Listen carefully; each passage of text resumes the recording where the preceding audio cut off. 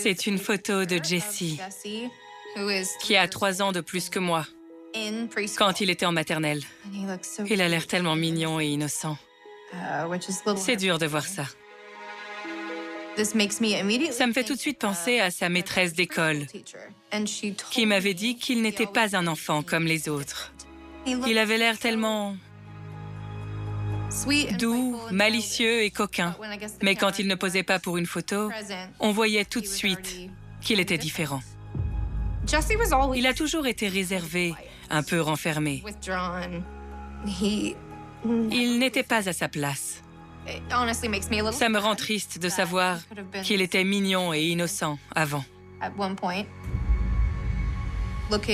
Quand je regarde cette photo, si j'essaie de me remémorer des souvenirs joyeux avec lui, je n'en trouve pas. Son principal objectif dans la vie était de nous rendre aussi malheureux que lui.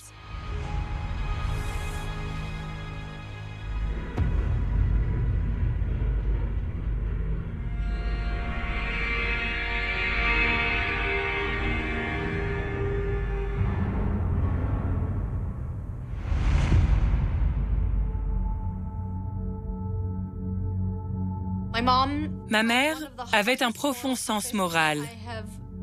Je n'ai jamais rencontré quelqu'un comme elle. Elle nous a toujours appris à distinguer le bien du mal. Et pourtant, je ne me souviens pas de lui autrement qu'en train de mentir.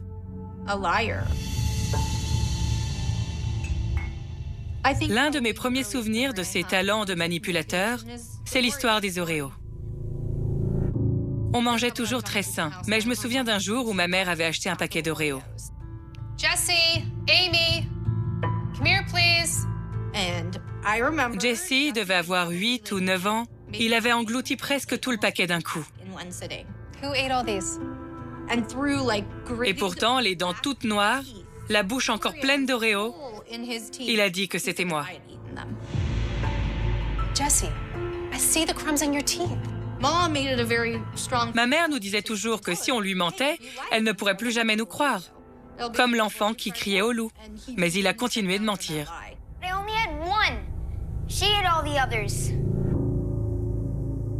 Jessie savait ce qui était bien ou mal. I'm not lying.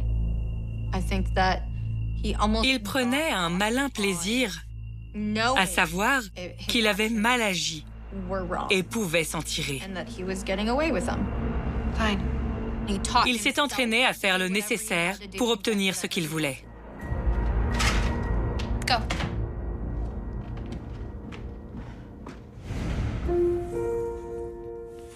C'est sans doute ma photo préférée de nous trois.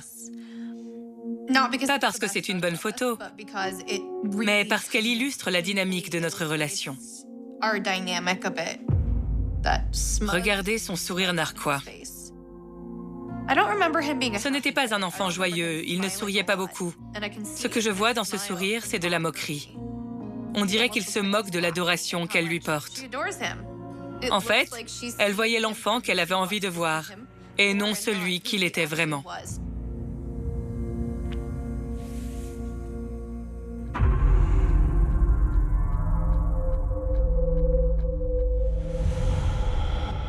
J'étais en CM2 et lui en 4e. C'était déjà très chaotique à la maison. Il protestait contre tout. Pour faire les corvées, manger, ranger sa chambre, peu importe la raison, c'était toujours la bagarre. Son premier geste violent a été de faire un trou dans un mur. Les murs étaient criblés de trous. Il devait y en avoir 10 ou 15 de cette profondeur. On avait peur qu'il nous frappe. Au lieu du mur, un jour, ce serait notre visage. Pourquoi avait-il toute cette colère en lui? On essayait de lui trouver des excuses, de comprendre. Jessie, what is going on? Nothing. L'une des excuses, c'était l'absence d'un père. Mon père a quitté ma mère avant ma naissance. Je pense vraiment que Jessie ne s'est jamais remis d'avoir été abandonnée par son père. Mais plein d'enfants, dans son cas, sont devenus des adultes parfaitement équilibrés. You have to stop this. Or what? Je pense qu'il s'est laissé envahir par la colère en grandissant, parce qu'il était convaincu que sa vie aurait dû être plus facile. Go to your room. Je pense que c'est sa première excuse pour avoir choisi cette voie.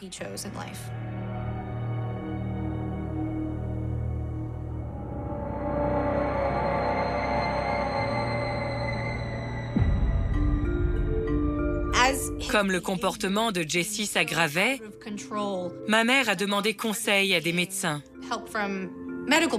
Mais personne ne savait vraiment quoi faire de lui. On l'envoyait en centre de rééducation quelque temps, puis il rentrait à la maison.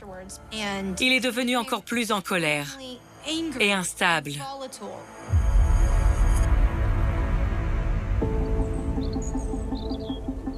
Un jour, on a frappé à la porte. Ma mère est allée ouvrir et c'était des agents en costume.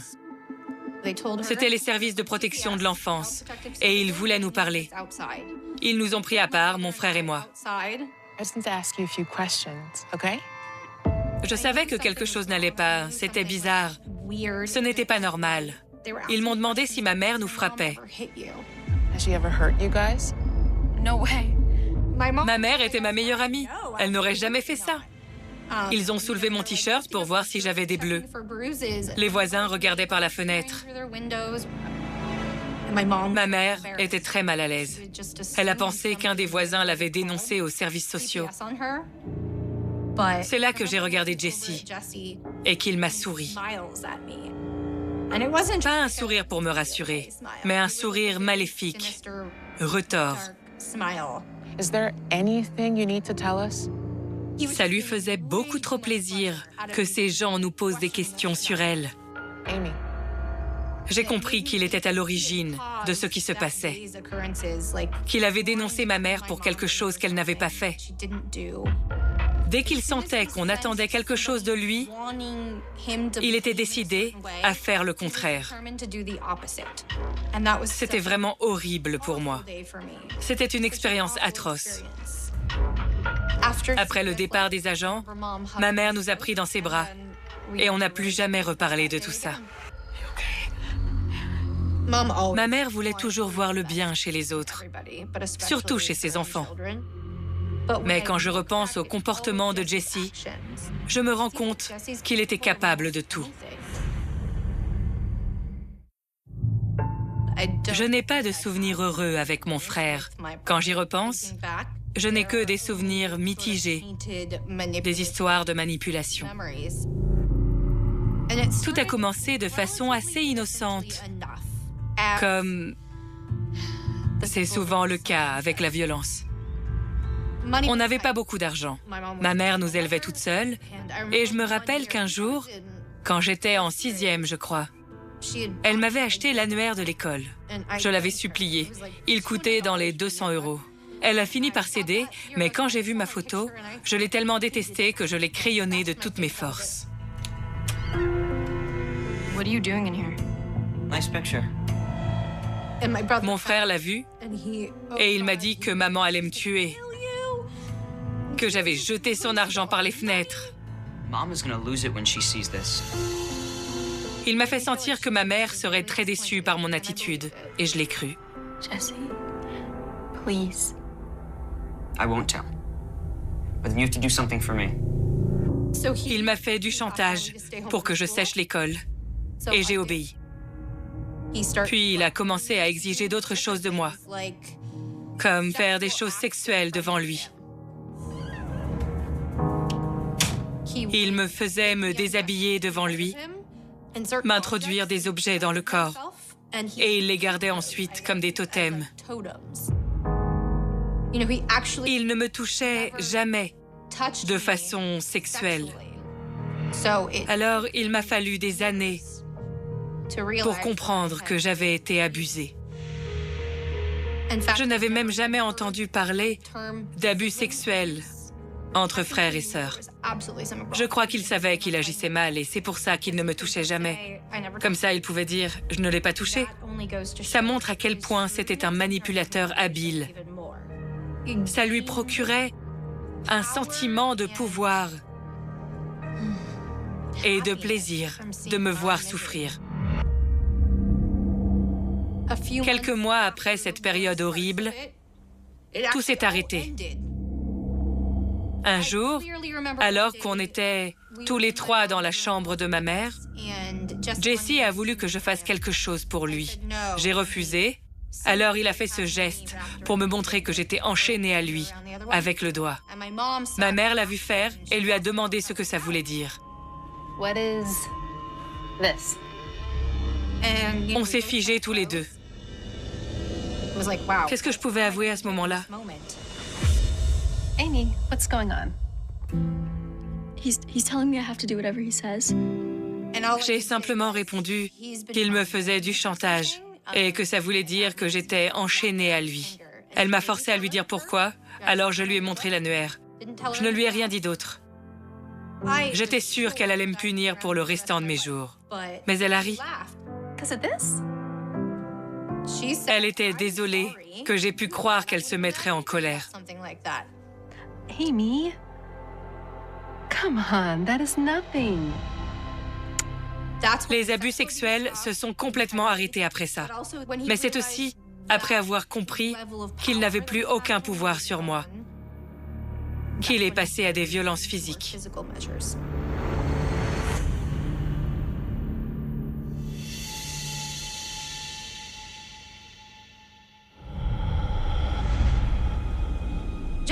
Jesse avait un tempérament très sanguin. Il pouvait s'enflammer en une fraction de seconde. Je me demandais en permanence s'il allait être gentil avec moi ou s'il allait faire de ma vie un enfer.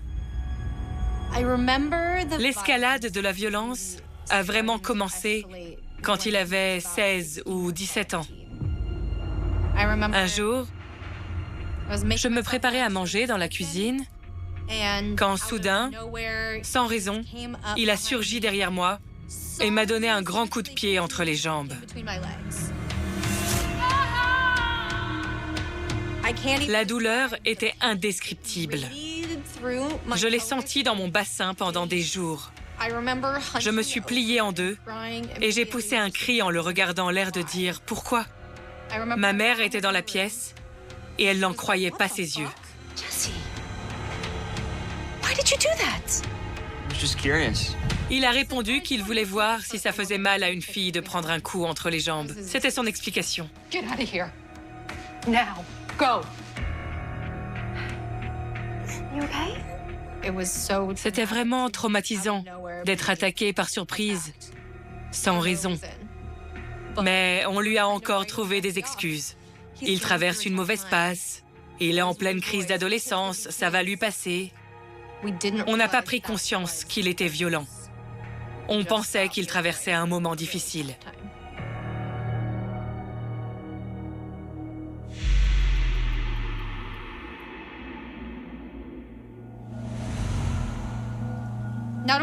Non seulement Jesse était de plus en plus violent et imprévisible, mais il avait aussi une attirance pour le macabre et la mort.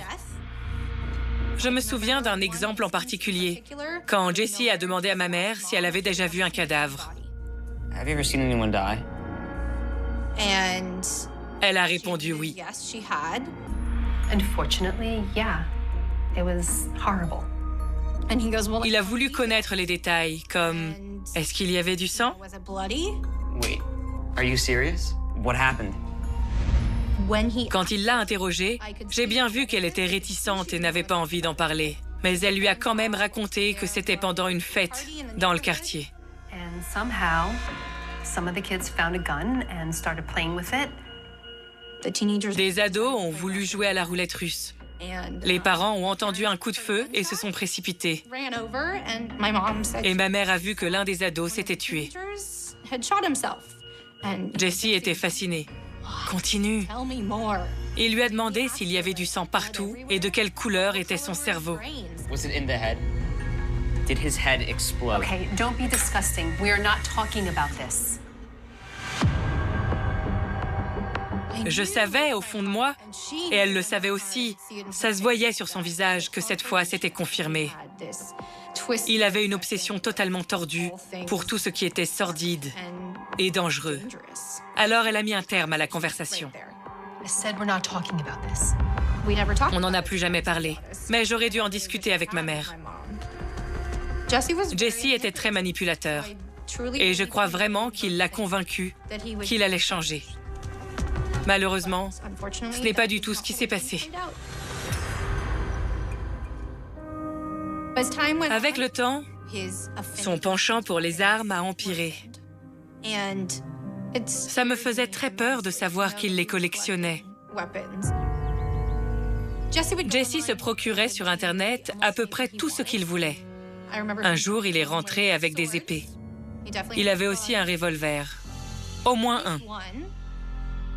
Ma mère ne savait pas à quel point c'était grave. Elle ne savait pas qu'il avait des armes à feu jusqu'à ce qu'il me tire dessus. J'étais entrée dans sa chambre pour voir quelque chose ou lui poser une question. Hey, have you seen my CD player? I can't find it. Je l'ai regardé et il a sorti un revolver de couleur noire. Mon cœur s'est arrêté.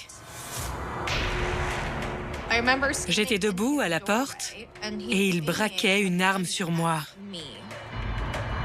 Dans son regard, j'ai vu qu'il jubilait. Il souriait. Il prenait son pied à voir la terreur dans mes yeux. Ça lui procurait un plaisir immense de terroriser et faire souffrir les autres. Je me suis dit que j'allais mourir, que je devais sortir de cette chambre, m'échapper. Quand je me suis retournée pour m'enfuir, il a tiré. J'ai senti une douleur intense dans les fesses. C'est là que j'ai compris qu'il m'avait tiré dessus avec des balles à blanc. What the hell? Oh, don't be such a baby. Il a essayé de minimiser ce qu'il avait fait en disant que c'était pour jouer. C'était pour s'amuser, un jeu entre frères et sœurs. Mais ses actes étaient beaucoup plus parlants que ses mots. Il n'avait aucun remords. J'ai rarement eu aussi peur de ma vie. C'était horrible de devoir marcher sur des œufs tout le temps. Pourtant, c'est comme ça que je vivais. C'était l'une de ses stratégies pour nous terroriser, nous faire savoir qu'on n'était pas en sécurité dans notre propre maison.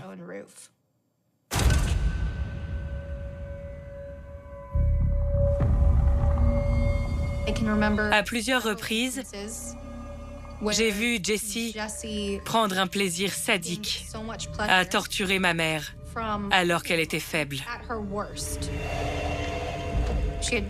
Elle avait des problèmes aux chevilles et au dos. Et elle est restée en fauteuil roulant presque toute sa convalescence. Can you make me some tea? Maybe later. Je me rappelle qu'elle s'est levée de sa chaise et qu'il l'a forcée à se rasseoir. Just stay there. I said I would get it.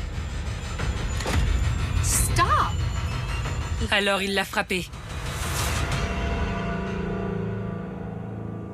Elle ne pouvait pas se relever, mais il est parti. Je l'ai entendu crier et m'appeler. Amy? C'était horrible de la voir souffrir comme ça. Are you okay? Yeah, I think so, yeah. Mais c'était encore plus horrible de voir quelqu'un que je croyais aimer la faire souffrir délibérément. Jesse avait abandonné le lycée. Il n'avait pas de travail, pas de voiture. Il n'avait aucun moyen de locomotion pour se déplacer. Et ma mère était bloquée à la maison. Voilà pourquoi c'était à lui de s'occuper d'elle. You can't keep letting him do this to you. Il était furieux d'être coincé à la maison avec ma mère. Et leur relation s'est détériorée. Elle appelait la police. Je me souviens qu'elle est venue chez nous une bonne vingtaine de fois. Yeah, it's Jesse again. Mais aucun parent ne veut envoyer son enfant en prison. Alors ma mère retirait sa plainte. Elle voulait le protéger, et c'est pour ça qu'elle le laissait revenir. C'est à cette période qu'il a commencé à vraiment la détester. Je parle d'une haine féroce.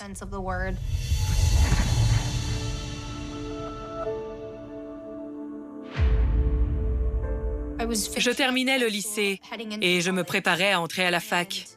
C'était encore pire que d'habitude. Encore plus violent quand Jessie savait que j'allais m'absenter quelque temps.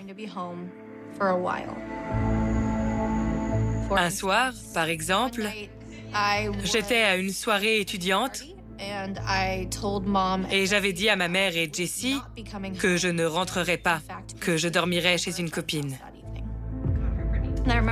Au bout de 3 heures environ, j'ai sorti mon téléphone pour voir si on m'avait appelé.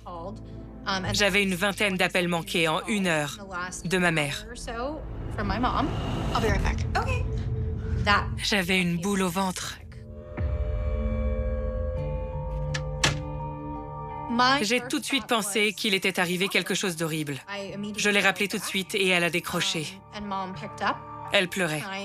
What happened? Is everything okay? Elle m'a demandé de rentrer. Jessie l'avait attaqué. Il avait pris une bombe aérosol et un briquet et s'en était servi comme d'un lance-flamme. Well, did you call the police? Bien sûr, je l'ai cru, même si je ne le voulais pas. Ma mère l'avait jeté dehors. On a discuté de ce qu'on allait faire et si on allait laisser Jessie revenir à la maison. I can't keep taking him back like this. Chaque fois que Jessie et ma mère se disputaient, il finissait toujours par me dire qu'il voulait sa mort. Stay where you are. I'm coming home. Il disait « Allez, laisse-moi partir au Mexique. Je tue maman et on partage le fric plus tard. » Cette conversation n'est pas arrivée qu'une fois, mais bien une vingtaine de fois. Je ne l'ai jamais pris au sérieux. Je n'ai jamais cru qu'il mettrait ses menaces à exécution. Je terminais mes études. J'étais un peu perdue. Alors, j'ai décidé de demander conseil à une voyante. Je l'ai dit à ma mère et elle a trouvé que c'était une idée géniale. C'était assez époustouflant, en fait. La voyante m'a dit des choses sur mon passé qui étaient totalement justes.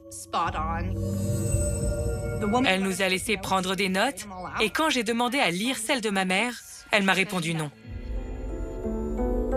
Je lui ai demandé pourquoi et ce que lui avait dit la voyante, mais elle n'a rien voulu me dire. Elle ne voulait pas en parler. C'était trop négatif. Ce sont ses mots. Je me suis dit que quelque chose de sinistre avait dû être mentionné. Plus tard, j'ai compris que la voyante avait mis ma mère en garde contre Jessie.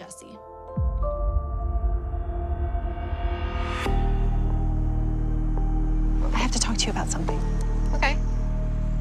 Peu de temps après, elle m'a dit que j'étais la seule bénéficiaire de son assurance vie en cas de mort accidentelle. I'm afraid he might do something. Je savais qu'elle avait plusieurs assurances. Une en cas de crise cardiaque, une en cas de cancer, mais celle-ci était la seule qui couvrait le meurtre. Et mon frère n'était pas désigné comme bénéficiaire. Mom, that's crazy. I'm sure he's not. I don't know. Je n'imagine même pas ce que ça fait d'avoir cette conversation avec sa fille. Je voyais bien qu'elle était triste. Elle faisait face à une réalité qui risquait d'arriver. Elle avait de toute évidence très peur de lui. I'm just overthinking. Quand elle m'a dit ça, j'étais totalement dans le déni. Je ne me doutais de rien. Je ne pouvais pas imaginer le cauchemar qui nous attendait. Ma mère, oui, mais pas moi. Hey, don't worry. Nothing is gonna happen.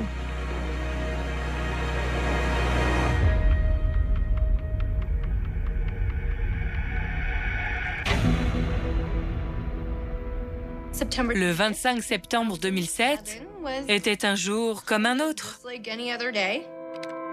J'étais au travail. Le premier appel que j'ai reçu, c'était ma mère. Hi, Mom. Elle voulait savoir à quelle heure je rentrais. Is everything okay? J'avais un rendez-vous. Je lui ai dit que je ne serais pas à la maison avant tard le soir. Elle a dit d'accord et elle a raccroché. J'ai trouvé ça bizarre. Il se passait quelque chose à la maison. Peu de temps après que j'ai raccroché, Jesse m'a appelé. Hi, Jesse. His voice was... Il avait l'air tendu. Il voulait aussi savoir à quelle heure je rentrais. I don't know, I'm not going to be home until after 10. I'm going on a date. Their phone Leurs appels étaient si rapprochés so close together. que j'ai eu l'impression qu'ils passaient tous les deux Just not une mauvaise journée. evening for both of them. But Mais ce n'était pas si rare. rare, you know. Je recevais ce genre d'appels de temps en temps, Occasionally, quand ils avaient besoin de moi. and most La plupart du temps, je laissais tomber ce que j'étais en train de faire et je rentrais. Mais parfois, je ne pouvais pas. Ce soir-là, c'était le cas.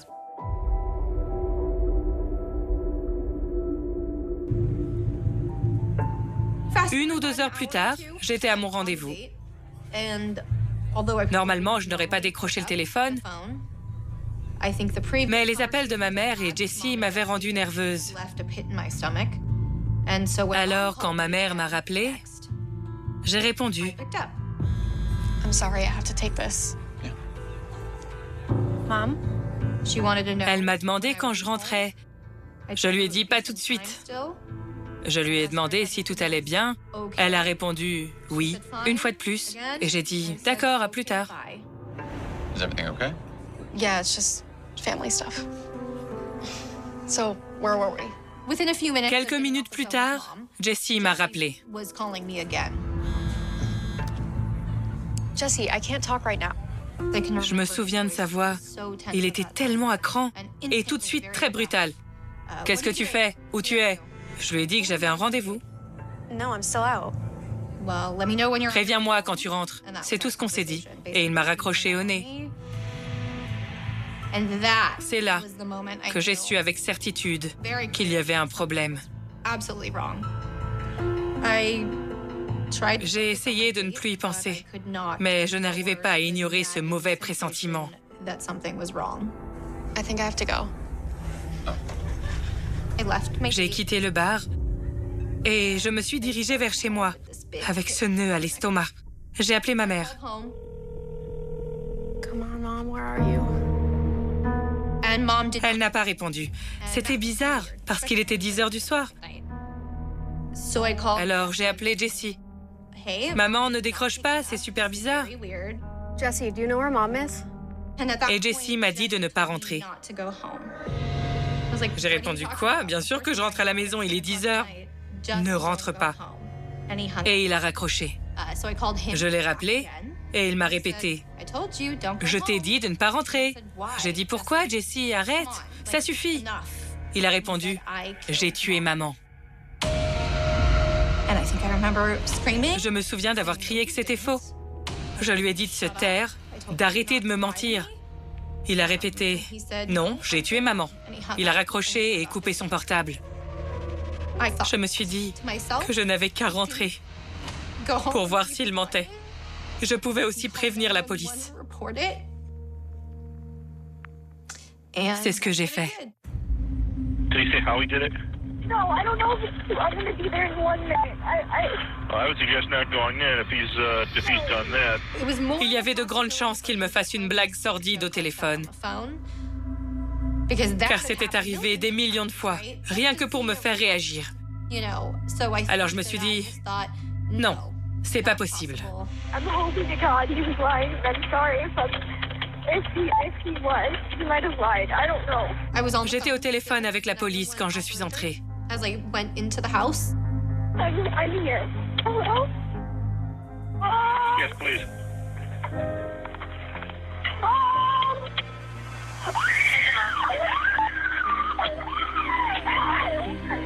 J'ai regardé à gauche, dans la cuisine, qui était sa pièce préférée, et c'est là que je l'ai trouvée. Elle gisait par terre, lying on the dans ground, une énorme mare de sang. large pool of blood. Man, what's going on there? There's a knife sticking in her neck and she's dead. Oh my Okay, I've got deputies, fire department on their way. God. Oh my God. I saw J'ai vu her hand qu'elle avait la main tendue vers le téléphone, of her qui était à sa portée. the phone. Elle avait voulu appeler à l'aide. Help. What I want you to do is to step outside the front door. Oh my God. Au cas où elle serait encore là, elle ou son esprit, même si sa vie ne tenait plus qu'à un fil, je me suis penchée sur elle. Je l'ai serrée dans mes bras, je l'ai embrassée. Je lui ai dit que je l'aimais et je suis partie en courant. Le temps que j'arrive dans le jardin, la police était déjà là.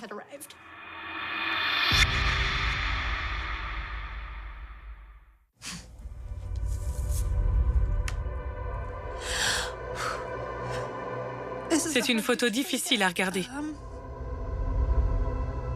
C'est la dernière que j'ai prise avec ma mère.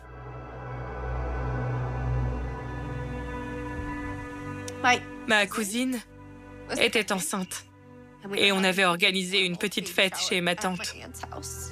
Ma mère était tellement contente. Elle avait une quasi-obsession pour les bébés. Je terminais la fac. Je ne pensais même pas à faire des enfants.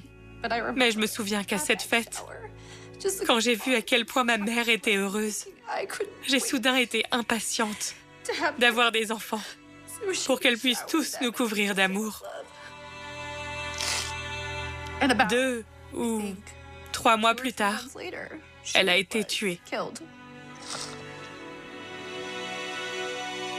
Elle ne connaîtra jamais mes enfants.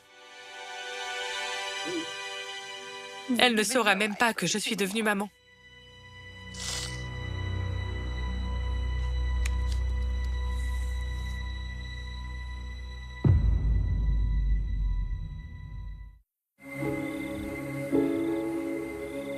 Vers minuit, je crois, tous les gens qui s'étaient rassemblés autour de notre maison ont migré chez les voisins. Je ne me souviens pas de visage, ni même de détails,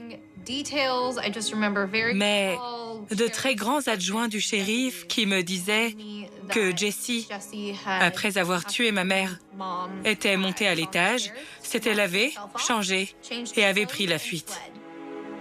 Amy? What happened? Did you find him? Il avait appelé un ami pour lui demander de l'aide. Il lui avait dit qu'il avait fait quelque chose d'horrible et qu'il devait s'enfuir au Mexique. Il a été arrêté.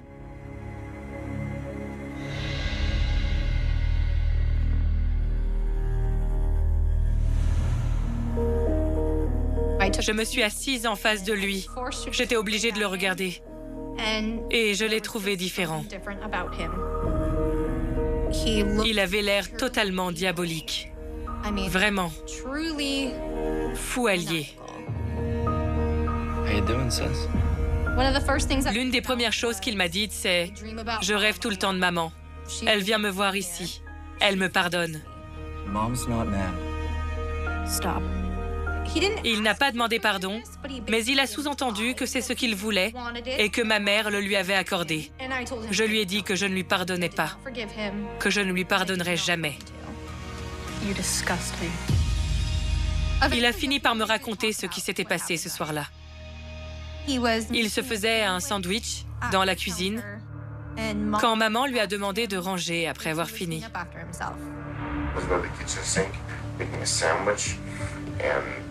I was cutting up cheese, and my mom comes down, and she's screaming at me. And I told her to relax, and she slaps me, and I just lost it. Franchement, il m'a attaqué par surprise et donné un coup de pied dans la vulve. Il n'a pas eu besoin de grand-chose pour provoquer une dispute et avoir envie de lui faire du mal. What'd you stab her with? A knife. What kind of knife? Just to be in her neck, I don't know. Je lui ai demandé d'assumer la responsabilité de ses actes et de ne pas nous embarquer dans une bataille juridique interminable. Il m'a dit qu'il y réfléchirait. Au lieu de ça, il a plaidé non coupable, car non pénalement responsable.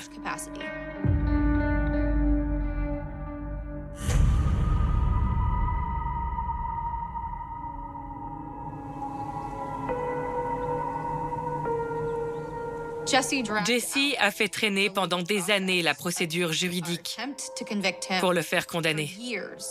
Ça n'en finissait pas. Un jour, j'ai reçu un appel de l'inspecteur.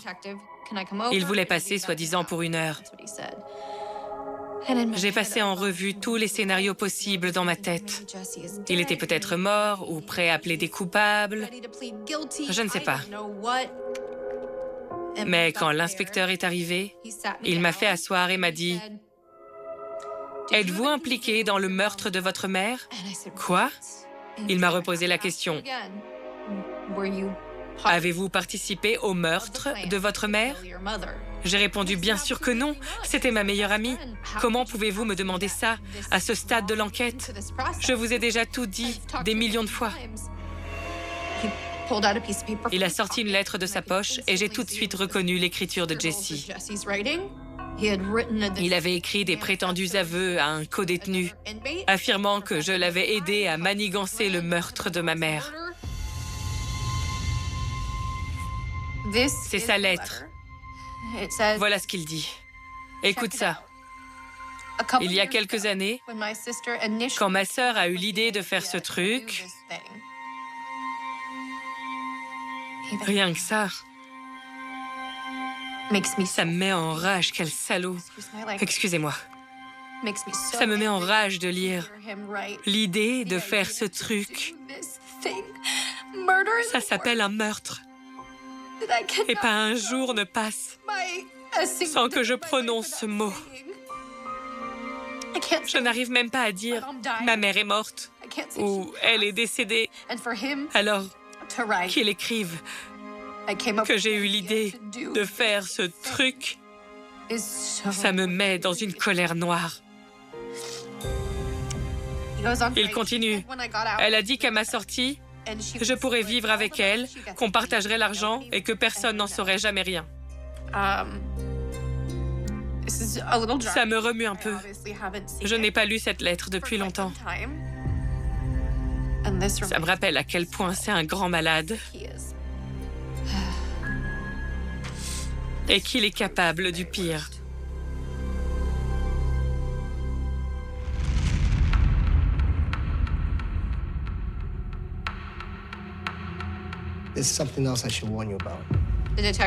L'inspecteur m'a expliqué que Jesse avait demandé au détenu de me tuer.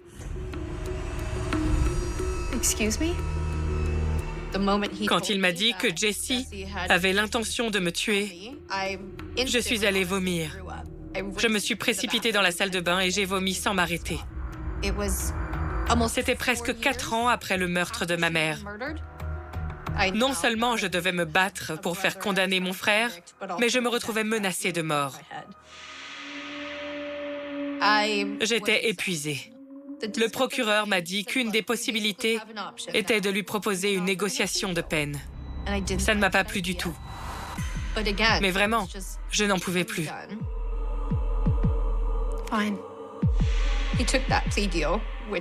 Il a accepté la négociation qu'on lui proposait pour meurtre sans préméditation et il a été condamné à une peine allant de 15 ans à la perpétuité.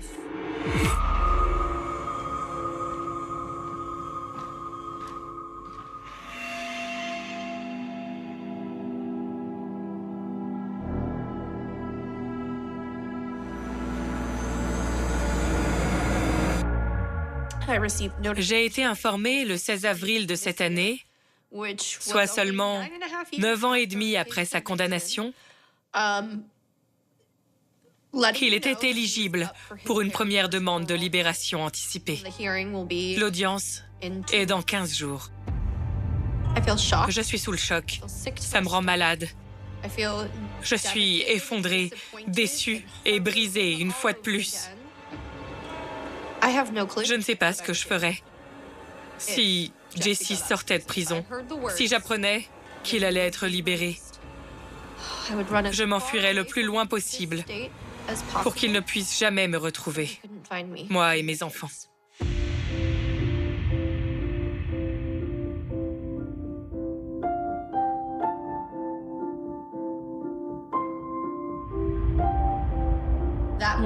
Je me suis réveillée le matin avec la peur au ventre et la sensation de devoir m'attendre à tout. À l'audience, c'était la première fois que je revoyais mon frère depuis 10 ans. Il ne me lâchait pas des yeux Il m'a dit bonjour et ça m'a rendu malade. Il a commencé par dire qu'il avait poignardé au moins 90 personnes depuis qu'il était en prison. Il souriait quand il racontait ça. Ensuite, il a énoncé mon adresse et m'a dit qu'il pouvait me faire tuer, moi et toute ma famille, s'il le voulait. C'était vraiment horrible. Je n'en revenais pas. Puis, il s'est mis à faire ce geste avec l'index. Pardon, avec le pouce, en me regardant. Quand l'audience s'est terminée, on nous a annoncé qu'une nouvelle audience pour sa libération aurait lieu dans 2 ans.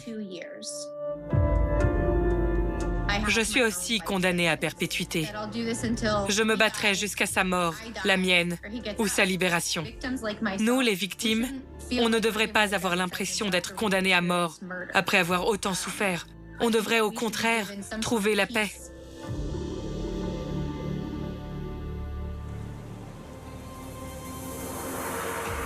Je prends des précautions et j'envisage de déménager.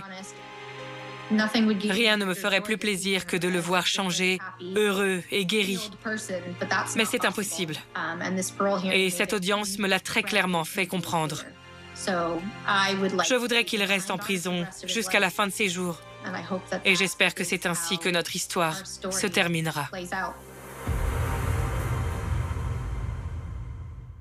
La nuit tombe trop vite sur les quais du Rhône, et ce soir-là, en octobre 2001, personne ne remarque l'instant précis où tout bascule, parce que les bascules n'annoncent jamais leur arrivée, elles se glissent dans le bruit ordinaire de la ville, dans le cliquetis d'un feu tricolore, dans l'écho d'un pas qui s'éloigne, et quand on s'en rend compte, il est déjà trop tard, il ne reste qu'un vide, une absence, un nom qu'on répète sans réponse, un téléphone qui sonne dans le silence.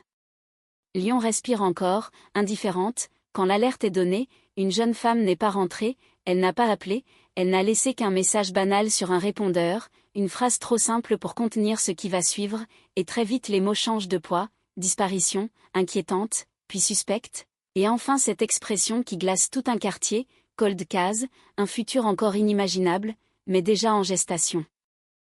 Lyon en 2001, c'est une ville sûre, croit-on, une métropole qui se modernise, des rues éclairées, des caméras encore rares, une confiance diffuse dans la routine quotidienne, on sort, on rentre, on vit sans se retourner, et pourtant, ce soir-là, quelque chose s'est fissuré entre les immeubles, dans un périmètre précis que les enquêteurs délimiteront plus tard, trop tard, toujours trop tard pour ce qui compte vraiment. La disparue s'appelait Claire, un prénom commun, presque anonyme, une vie ordinaire faite de travail, d'amis, de projets modestes, rien qui crie danger, rien qui annonce la une des journaux, et c'est précisément cela qui choque, parce qu'elle pourrait être n'importe qui, parce que sa trajectoire ce soir-là ressemble à celle de milliers d'autres, un trajet familier, une heure banale, un choix minuscule, tourné à gauche plutôt qu'à droite. Le premier matin après la disparition, la police parle encore d'hypothèse, d'un retard, d'un malentendu, mais très vite le ton change, les proches insistent, ce n'est pas son genre, elle aurait appelé, elle aurait prévenu, et ces phrases-là, répétées devant des bureaux trop propres, finissent par peser, par faire basculer l'affaire dans une autre catégorie, celle qui mobilise, celle qui inquiète, celle qui réveille des souvenirs d'autres disparitions, d'autres affaires jamais vraiment refermées. Les enquêteurs reconstituent les dernières heures, chaque minute devient une pièce à conviction, chaque témoignage une lumière fragile, on parle d'un bar, d'un arrêt de tram, d'un homme aperçu, silhouette floue, description contradictoire, trop grand, trop petit, manteau sombre, rien de solide, rien qui accroche. Les jours passent, puis les semaines, les battues s'enchaînent, les chiens, les plongeurs, les appels à témoins placardés sur des panneaux déjà saturés d'annonces, et la ville commence à murmurer, à spéculer, à inventer, parce que le vide appelle toujours une histoire, même fausse, surtout fausse. Un sac est retrouvé, à plusieurs kilomètres, presque intact, trop propre pour être rassurant, à l'intérieur, des objets ordinaires qui deviennent soudain des reliques, un carnet, des clés, rien qui explique comment ils sont arrivés là, rien qui dise pourquoi. La presse s'empare du dossier, les titres se durcissent, disparition mystérieuse à Lyon, la famille s'exprime, la communauté est sous le choc, et dans l'ombre, les enquêteurs commencent à comprendre qu'ils sont entrés dans une zone dangereuse, celle où les preuves se dérobent, où le temps devient l'ennemi principal. Chaque témoin apporte un fragment, mais les fragments ne s'assemblent pas, ils se contredisent, se neutralisent, et l'enquête patine, malgré les heures d'audition, malgré les vérifications, malgré les pistes explorées puis abandonnées, un ex-compagnon, un collègue, un voisin, des noms qui surgissent puis disparaissent du tableau blanc, effacés d'un geste sec. Un indice intrigue pourtant, presque invisible, un détail relevé sur un objet, une trace biologique trop infime pour l'époque, conservée par précaution, classée sans conviction dans un sachet scellé, parce qu'en 2001, l'ADN est encore une promesse plus qu'une certitude, un outil coûteux, lent, parfois décevant, et ce qui n'est pas immédiatement exploitable glisse souvent au fond des tiroirs. Les mois deviennent des années, et l'affaire se fige, officiellement toujours ouverte, officieusement à l'arrêt, les effectifs changent, les priorités aussi, et le dossier clair rejoint cette catégorie redoutée, cold case, ces mots qui sonnent comme un aveu d'impuissance, comme une défaite administrative, mais surtout comme une condamnation pour les proches, condamnés à attendre sans horizon, à vivre avec une question sans point d'interrogation, parce qu'elle n'a jamais été formulée jusqu'au bout. Lyon continue de vivre, mais certains lieux restent marqués, on baisse la voix en passant, on se souvient, on raconte aux nouveaux arrivants, il y a eu cette affaire, il y a longtemps, on n'a jamais su. Dans les archives de la police judiciaire, le dossier prend la poussière, mais pas complètement, parce que certains enquêteurs refusent d'abandonner, reviennent, relisent, cherchent ce qu'ils ont manqué, et parfois, c'est une avancée technologique, pas un génie soudain, qui change la donne. Les années 2010 apportent des progrès silencieux, des bases de données plus vastes, des analyses plus fines, et un jour, presque par hasard, le dossier est rouvert, non pas parce qu'un témoin s'est manifesté, non pas parce qu'un suspect a parlé, mais parce qu'une trace oubliée redevient pertinente. Cette infime présence biologique, conservée sans y croire, devient soudain une clé possible. La décision est prise, relancer l'analyse ADN, comparer, croiser, attendre, encore, mais cette fois avec un espoir mesuré, rationnel, presque clinique. Les proches sont prévenus, avec prudence, sans promesse, on a appris à ne plus promettre, et pendant des semaines, rien ne se passe, puis un matin, une correspondance apparaît sur un écran, partielle d'abord, puis plus nette, un profil qui existe quelque part, pas encore un nom, mais une direction, et c'est là que tout vacille, parce que le cold case, ce mot figé, commence à se fissurer. Les enquêteurs replongent, avec une énergie nouvelle, revisitent les lieux, les témoins, les emplois du temps, et des détails insignifiants à l'époque prennent un relief inquiétant, un passage inexpliqué, une incohérence ignorée, et surtout, une personne qui n'avait jamais vraiment attiré l'attention, trop périphérique, trop ordinaire, mais qui maintenant se retrouve au centre d'un faisceau de questions. L'ADN n'accuse pas encore, il suggère, il relie, il murmure ce que personne n'avait entendu, et c'est suffisant pour relancer une machine que l'on croyait rouillée. La communauté apprend que l'affaire n'est plus figée, les médias reparlent de Claire, les images d'archives ressortent, le visage figé dans un sourire d'un autre temps envahit à nouveau les écrans, et avec lui, une vague de réactions, de souvenirs, de culpabilité diffuse, aurait-on pu voir, entendre, comprendre. La famille oscille entre espoir et peur, parce que résoudre un cold case, c'est aussi accepter une vérité qui fait mal, et parfois, l'absence est moins violente que la certitude. Dans les bureaux de la police, tard le soir, les lumières restent allumées, les enquêteurs savent que quelque chose approche, sans encore savoir quoi, ils avancent avec méthode, conscients que chaque pas est scruté, que l'erreur n'est plus permise, pas après tant d'années. Le nom finit par apparaître, sur un rapport, discret, presque banal, et avec lui, une série de questions en cascade. Où était-il en 2001 ? Pourquoi son ADN se retrouve-t-il là ? Comment a-t-il échappé à l'enquête initiale ? Et surtout, que s'est-il réellement passé cette nuit-là sur les quais du Rhône ?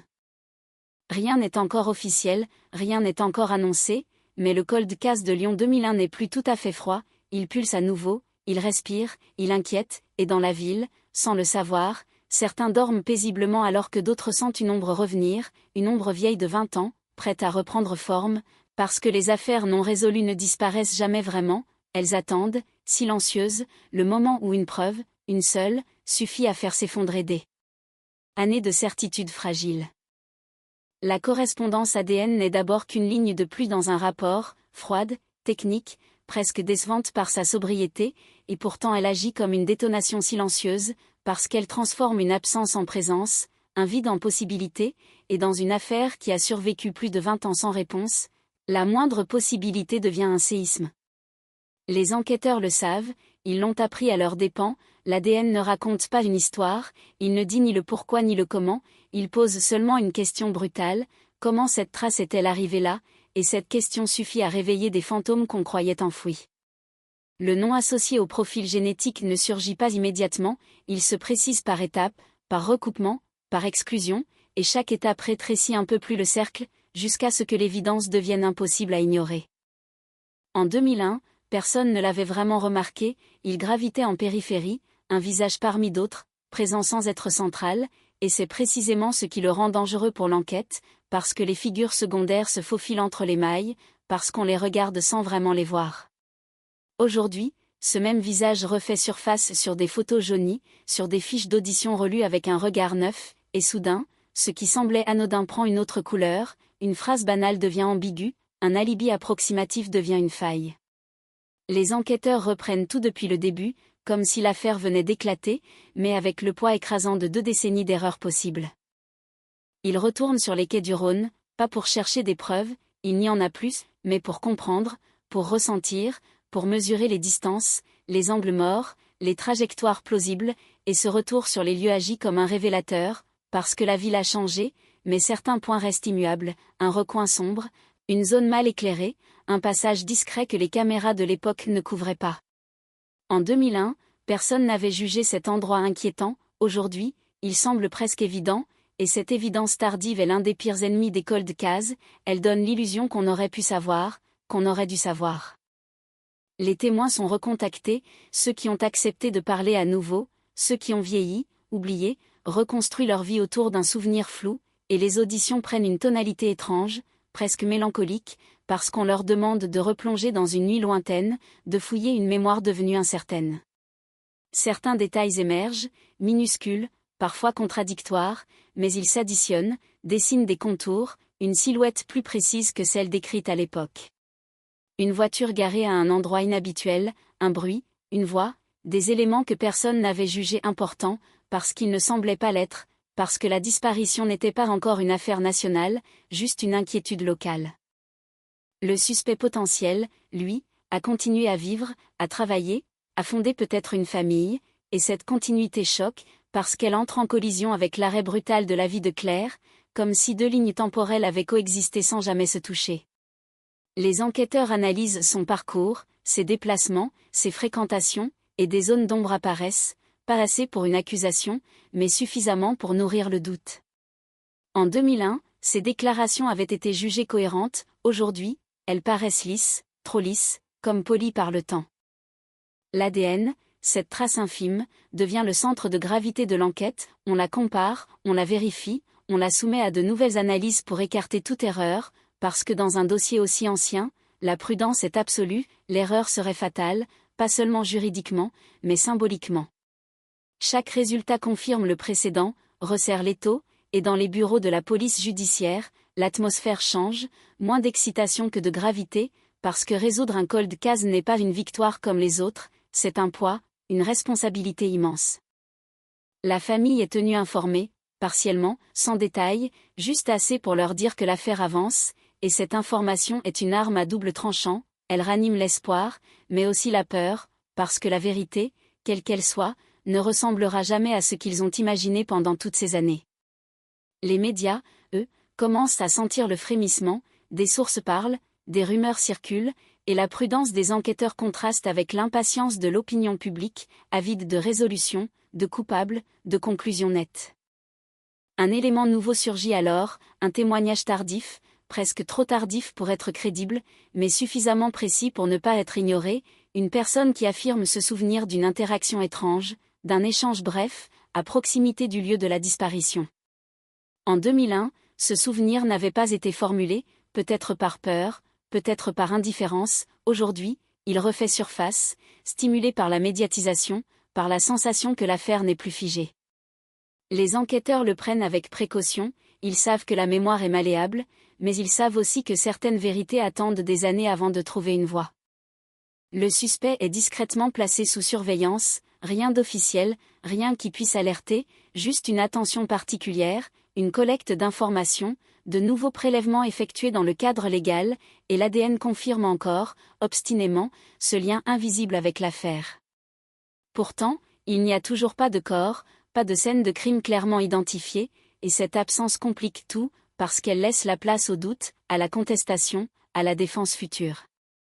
Les enquêteurs reconstituent une hypothèse, une seule parmi d'autres, mais la plus cohérente, un enchaînement de faits plausibles, une rencontre fortuite, une escalade, un acte irréversible, puis une dissimulation, méticuleuse, presque banale, suffisamment efficace pour tromper les recherches initiales. Rien n'est encore prouvé, mais tout commence à s'aligner, et cette sensation est à la fois grisante et terrifiante, parce qu'elle signifie que l'affaire touche à quelque chose de concret, de définitif. Dans la ville, la rumeur enfle, on parle à nouveau du cold case de Lyon 2001, mais cette fois avec un ton différent, moins fataliste, plus tendu, comme si la fin approchait sans encore se dévoiler. Certains se demandent si la vérité doit vraiment être révélée, après tant d'années, d'autres exigent des réponses, et cette division reflète la nature même des cold cases, ils ne sont jamais neutres, ils ravivent des blessures collectives. Les enquêteurs, eux, avancent avec une détermination silencieuse, conscients que chaque décision est scrutée, que chaque faux pas pourrait faire s'effondrer tout l'édifice. Le dossier, autrefois poussiéreux, est maintenant épais de notes récentes, de graphiques, de connexions, et au centre, toujours, ce nom, ce profil ADN, cette présence qui refuse désormais de rester dans l'ombre. La nuit, dans Lyon, les quais du Rhône brillent sous les lampadaires, indifférents à l'histoire qu'ils portent, mais pour ceux qui savent, pour ceux qui enquêtent, chaque reflet sur l'eau semble murmurer une vérité incomplète, une vérité qui se rapproche, lentement, inexorablement, et le cold case, encore officiellement non résolu, commence à perdre son silence, comme si, après 20 ans, il était enfin prêt à parler. La pression monte sans bruit, comme une eau sombre derrière un barrage trop ancien, et dans les bureaux feutrés de la police judiciaire, chaque geste devient plus lent, plus précis, parce que l'erreur n'est plus permise à ce stade, pas après tant d'années à marcher sur des traces effacées. Le nom désormais identifié circule à voix basse, jamais prononcé à la légère, parce qu'un nom, dans une enquête, n'est jamais neutre, il engage des vies, des réputations, des certitudes qu'on croyait solides. Les enquêteurs savent que la correspondance ADN, aussi forte soit-elle, ne suffira pas seule, qu'elle devra s'inscrire dans un récit cohérent, une chronologie implacable, sans quoi elle ne sera qu'un chiffre de plus dans un tableau statistique. Ils replongent alors dans l'année 2001 comme dans une archive vivante, reconstituant semaine après semaine, jour après jour, les déplacements, les appels, les habitudes, cherchant non pas un aveu, mais une faille, ce moment précis où les versions cessent de tenir. Les relevés téléphoniques, limités à l'époque, sont relus à la lumière des technologies actuelles, les horaires recoupés, les silences interprétés, et certains vides deviennent soudain trop éloquents. Là où il affirmait être chez lui, il n'y a aucune trace, ni appel, ni activité, un trou temporel qui n'avait pas alarmé autrefois, mais qui aujourd'hui résonne comme un signal. Les proches du suspect sont entendus à nouveau, parfois pour la première fois depuis 20 ans, et ces auditions ont un goût amer, parce qu'elles ravivent des souvenirs qu'on aurait préféré laisser dormir. Certains parlent de changements de comportement après la disparition, d'un repli, d'une nervosité diffuse, d'autres au contraire décrivent une normalité troublante, une capacité à continuer comme si rien ne s'était passé. Cette normalité-là inquiète souvent plus que les excès, parce qu'elle suggère un contrôle, une maîtrise, un secret bien enfoui. Les enquêteurs confrontent les récits, non pas pour piéger, mais pour comprendre, et dans cette confrontation, des contradictions mineures apparaissent, des détails insignifiants pris isolément, mais qui, mis bout à bout, dessinent une ligne brisée, une version qui a été ajustée avec le temps. En 2001, personne n'avait cherché à trop creuser, l'affaire n'en était qu'à ses débuts, aujourd'hui, chaque mot est pesé, chaque hésitation enregistrée, et le passé, figé dans les procès-verbaux, commence à se fissurer. Une perquisition est envisagée, puis reportée, parce qu'il faut être sûr, parce qu'un geste trop rapide pourrait alerter, effacer, détruire ce qu'il reste encore à découvrir.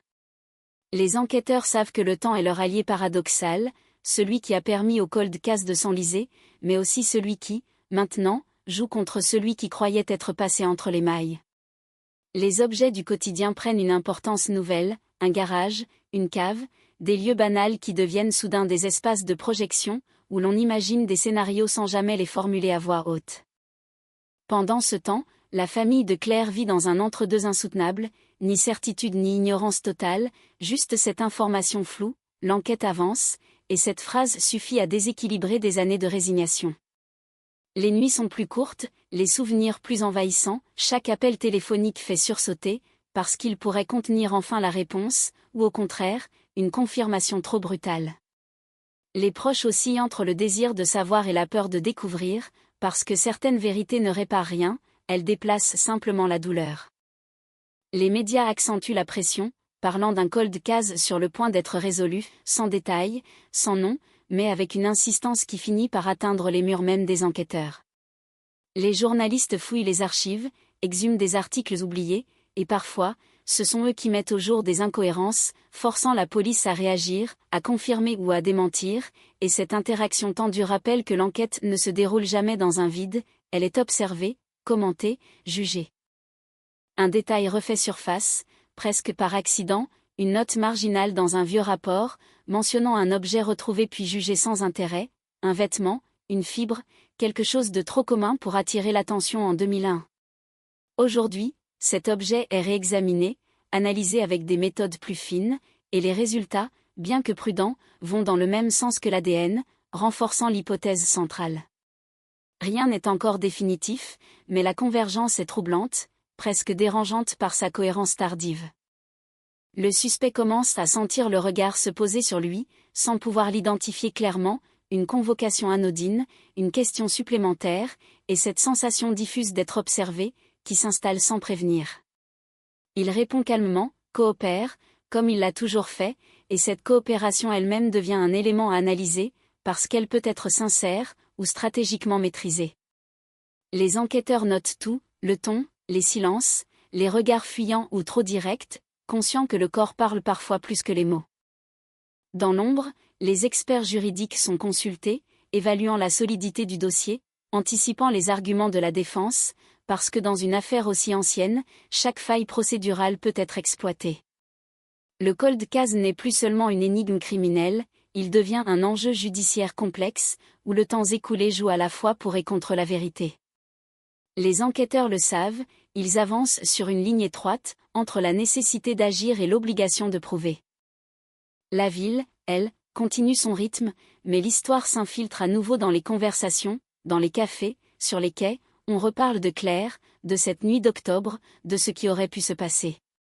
Certains affirment avoir toujours su, d'autres découvrent l'affaire comme si elle venait d'éclater, et cette redécouverte collective donne au cold case une seconde vie, plus tendue, plus exigeante. À mesure que les pièces s'assemblent, une certitude s'installe chez les enquêteurs, fragile mais tenace, celle qu'ils se rapprochent d'un point de bascule, d'un moment où l'affaire ne pourra plus rester dans cet état intermédiaire. Soit elle s'effondrera sous le poids des doutes, soit elle franchira enfin le seuil de l'accusation, et dans cette attente, chaque journée est chargée d'une intensité particulière, parce que le passé, longtemps silencieux, semble désormais impatient de livrer ce qu'il retient depuis trop longtemps. Le moment approche où l'enquête ne peut plus se contenter d'observer, et cette transition est toujours délicate, parce qu'elle transforme une hypothèse en action, un soupçon en décision irréversible. Dans les couloirs de la police judiciaire, les discussions deviennent plus rares, plus ciblées, on parle en phrases courtes, on évite les spéculations inutiles, chacun sait que ce qui va suivre marquera un avant et un après, non seulement pour l'affaire, mais pour ceux qui la portent depuis des années. Le dossier Lyon 2001 n'est plus un simple cold case réactivé, il est devenu une ligne de fracture, un point de convergence où se croisent la science, la mémoire et la justice. Les enquêteurs passent une dernière fois en revue les éléments disponibles, non pas pour chercher de nouvelles pistes, mais pour vérifier la solidité de celles qu'ils ont déjà, comme on teste une structure avant d'y poser un poids définitif. L'ADN est là, indiscutable dans sa présence, mais toujours muet sur les circonstances, alors il faut l'entourer, le contextualiser, le faire parler indirectement à travers des faits concrets. Les déplacements du suspect en 2001 sont cartographiés, minute par minute, et certains segments restent flous, inexplicables, malgré les efforts pour les éclairer. Ces zones d'ombre deviennent centrales, parce qu'elles correspondent trop bien au moment clé de la disparition. Une perquisition est enfin autorisée, discrète, ciblée, menée sans effet spectaculaire, parce que l'objectif n'est pas de choquer, mais de comprendre. Le domicile est fouillé méthodiquement, chaque pièce traitée comme un espace potentiellement porteur de mémoire, même si 20 ans se sont écoulés. Les objets retrouvés sont banals, trop banals, des meubles changés, des murs repeints, des traces effacées par le temps et les habitudes, et pourtant, dans ce quotidien recomposé, certains détails retiennent l'attention, des documents conservés sans raison apparente, des souvenirs figés, comme si une partie du passé avait été volontairement préservée. Dans un garage, une cave, un espace rarement utilisé, les enquêteurs découvrent des éléments qui ne prouvent rien à eux seuls, mais qui interrogent, des outils, des matériaux, des choses ordinaires dont l'agencement paraît étrange, déplacé, comme s'ils avaient servi à autre chose avant de redevenir insignifiants. Tout est photographié, prélevé, catalogué, parce que dans une affaire aussi ancienne, la moindre anomalie peut prendre une importance démesurée une fois replacée dans le bon contexte. Les analyses prennent du temps, encore, et ce temps est vécu comme une tension permanente, parce que chaque jour qui passe rapproche l'affaire d'une décision finale. Le suspect est convoqué à nouveau, cette fois dans un cadre plus formel, plus dense, et l'entretien change de nature, sans jamais basculer dans l'accusation frontale. Les enquêteurs posent des questions précises, reviennent sur des détails déjà abordés, testent la cohérence du récit sur la durée, et ce qui les frappe, ce n'est pas tant ce qui est dit que ce qui est évité, des zones systématiquement contournées, des réponses trop générales quand la précision serait attendue. Le ton reste calme, presque courtois, mais l'atmosphère est lourde, chargée de ce que personne n'ose encore formuler. Le corps réagit avant les mots, une crispation imperceptible, un regard qui s'échappe au mauvais moment, et ces micro-signaux sont notés, non comme des preuves, mais comme des indices de tension, des fissures dans une façade construite depuis longtemps. Le suspect nie toute implication, maintient sa version avec constance, et cette constance même devient un sujet d'analyse, parce qu'elle laisse peu de place à l'improvisation, comme si le récit avait été répété, internalisé, poli au fil des années. Les enquêteurs savent que l'aveu n'est pas toujours la clé, surtout dans les cold cases, où le temps a appris aux protagonistes à se taire. À l'extérieur, la pression médiatique atteint un nouveau seuil, les titres parlent d'un tournant décisif, d'une enquête relancée par l'ADN, sans jamais entrer dans les détails, et cette attente diffuse crée une atmosphère presque électrique dans la ville. Les proches de Claire sont sollicités à nouveau, invités à témoigner, à raconter ce qu'ils ont déjà raconté 100 fois, et cette répétition ravive des blessures qui n'avaient jamais vraiment cicatrisé. Chaque mot prononcé en public est pesé, parce qu'il pourrait influencer la suite, parce qu'il pourrait être repris, déformé, amplifié. Les analyses des objets saisis arrivent au compte-gouttes, certaines ne donnent rien, d'autres confirment des hypothèses secondaires, renforçant l'impression d'un puzzle qui se referme lentement. Rien n'est spectaculaire, rien n'est définitif, mais l'accumulation crée une dynamique irréversible, un mouvement qui pousse l'enquête vers une conclusion, quelle qu'elle soit. Les experts rappellent sans cesse la prudence, l'importance de ne pas surinterpréter, mais même cette prudence n'empêche pas une conviction de s'installer, diffuse, partagée, que l'affaire ne peut plus revenir en arrière. Dans les réunions internes, le mot arrestation est évoqué pour la première fois, à voix basse, comme une hypothèse lointaine, mais sa simple évocation change tout, parce qu'elle transforme l'enquête en compte à rebours. Les risques sont évalués, les conséquences anticipées, parce qu'arrêter quelqu'un dans une affaire aussi ancienne, c'est aussi exposer l'institution à une remise en question, à des accusations d'erreur, de précipitation, et cette responsabilité pèse lourdement sur chaque décision. La nuit, certains enquêteurs rêvent de l'affaire, rejouent des scènes qu'ils n'ont jamais vues, imaginent des scénarios qui se dérobent au réveil, et cette intrusion du dossier dans la vie privée est le signe que le cold case a cessé d'être un objet professionnel pour devenir une obsession collective. On parle moins, on travaille plus, on avance avec cette sensation étrange d'être guidé par quelque chose d'ancien, de presque tangible, comme si le passé cherchait à se faire entendre à travers eux. Lyon, pendant ce temps, continue d'ignorer les détails, mais ressent confusément que quelque chose se prépare, une résolution possible, ou au moins une tentative, et cette attente est lourde, parce qu'elle promet autant qu'elle menace. Les quais du Rhône, toujours les mêmes, voient passer des joggeurs, des couples, des passants pressés, et sous cette normalité persistante, l'ombre de 2001 se resserre, prête à refaire surface avec une force que personne ne pourra plus contenir. À mesure que les options se réduisent, une question domine toutes les autres, simple, brutale, impossible à esquiver, Que s'est-il réellement passé cette nuit-là, et pourquoi a-t-il fallu tant d'années pour que la réponse commence seulement à se dessiner? Le cold case de Lyon 2001 est suspendu à cette question, et ceux qui en détiennent désormais les clés savent que la prochaine décision, quelle qu'elle soit, changera à jamais la manière dont cette histoire sera racontée. Le basculement se fait sans annonce officielle, sans sirène, sans images spectaculaires, simplement par une accumulation devenue impossible à ignorer, comme si toutes les pièces, longtemps dispersées, avaient décidé au même moment de se rapprocher. Dans les bureaux, l'atmosphère est lourde d'une certitude encore informelle, mais partagée, celle que l'enquête a atteint un point de non-retour. Le cold case de Lyon 2001 n'est plus seulement une affaire réouverte, il est désormais un dossier actif, brûlant, surveillé de près par les autorités judiciaires, et chaque décision est désormais prise avec la conscience aiguë de ses conséquences. Le parquet est informé en détail, les éléments sont présentés avec méthode, sans emphase, parce que l'émotion n'a pas sa place ici, seule la cohérence compte. Les magistrats écoutent, posent des questions précises, cherchent les failles potentielles, et cette confrontation rigoureuse agit comme un filtre supplémentaire, éliminant les hypothèses fragiles, ne conservant que ce qui résiste à l'examen. L'ADN, toujours central, est replacé dans une chronologie désormais plus lisible, entourée de témoignages réévalués, d'analyses techniques récentes, et d'un contexte qui, mis bout à bout, commence à former un récit plausible. La question du corps, toujours absent, revient avec insistance, parce qu'elle reste la plus grande faiblesse du dossier, celle que la défense ne manquera pas d'exploiter. Les enquêteurs le savent, ils ont cherché sans relâche, exploré des pistes tardives, interrogé des zones déjà fouillées, mais le temps a effacé trop de traces, et cette absence impose une autre stratégie, celle de prouver sans montrer, de convaincre sans matérialiser. C'est une gymnastique intellectuelle exigeante, presque vertigineuse, mais pas inédite, et certains précédents judiciaires viennent nourrir l'espoir que la vérité peut exister sans preuve visible. Le suspect, de son côté, perçoit le changement, même si personne ne le lui dit clairement. Les convocations deviennent plus fréquentes, plus structurées, les questions plus directes, et cette intensification crée une tension palpable, un malaise qui transparaît malgré les efforts pour le masquer.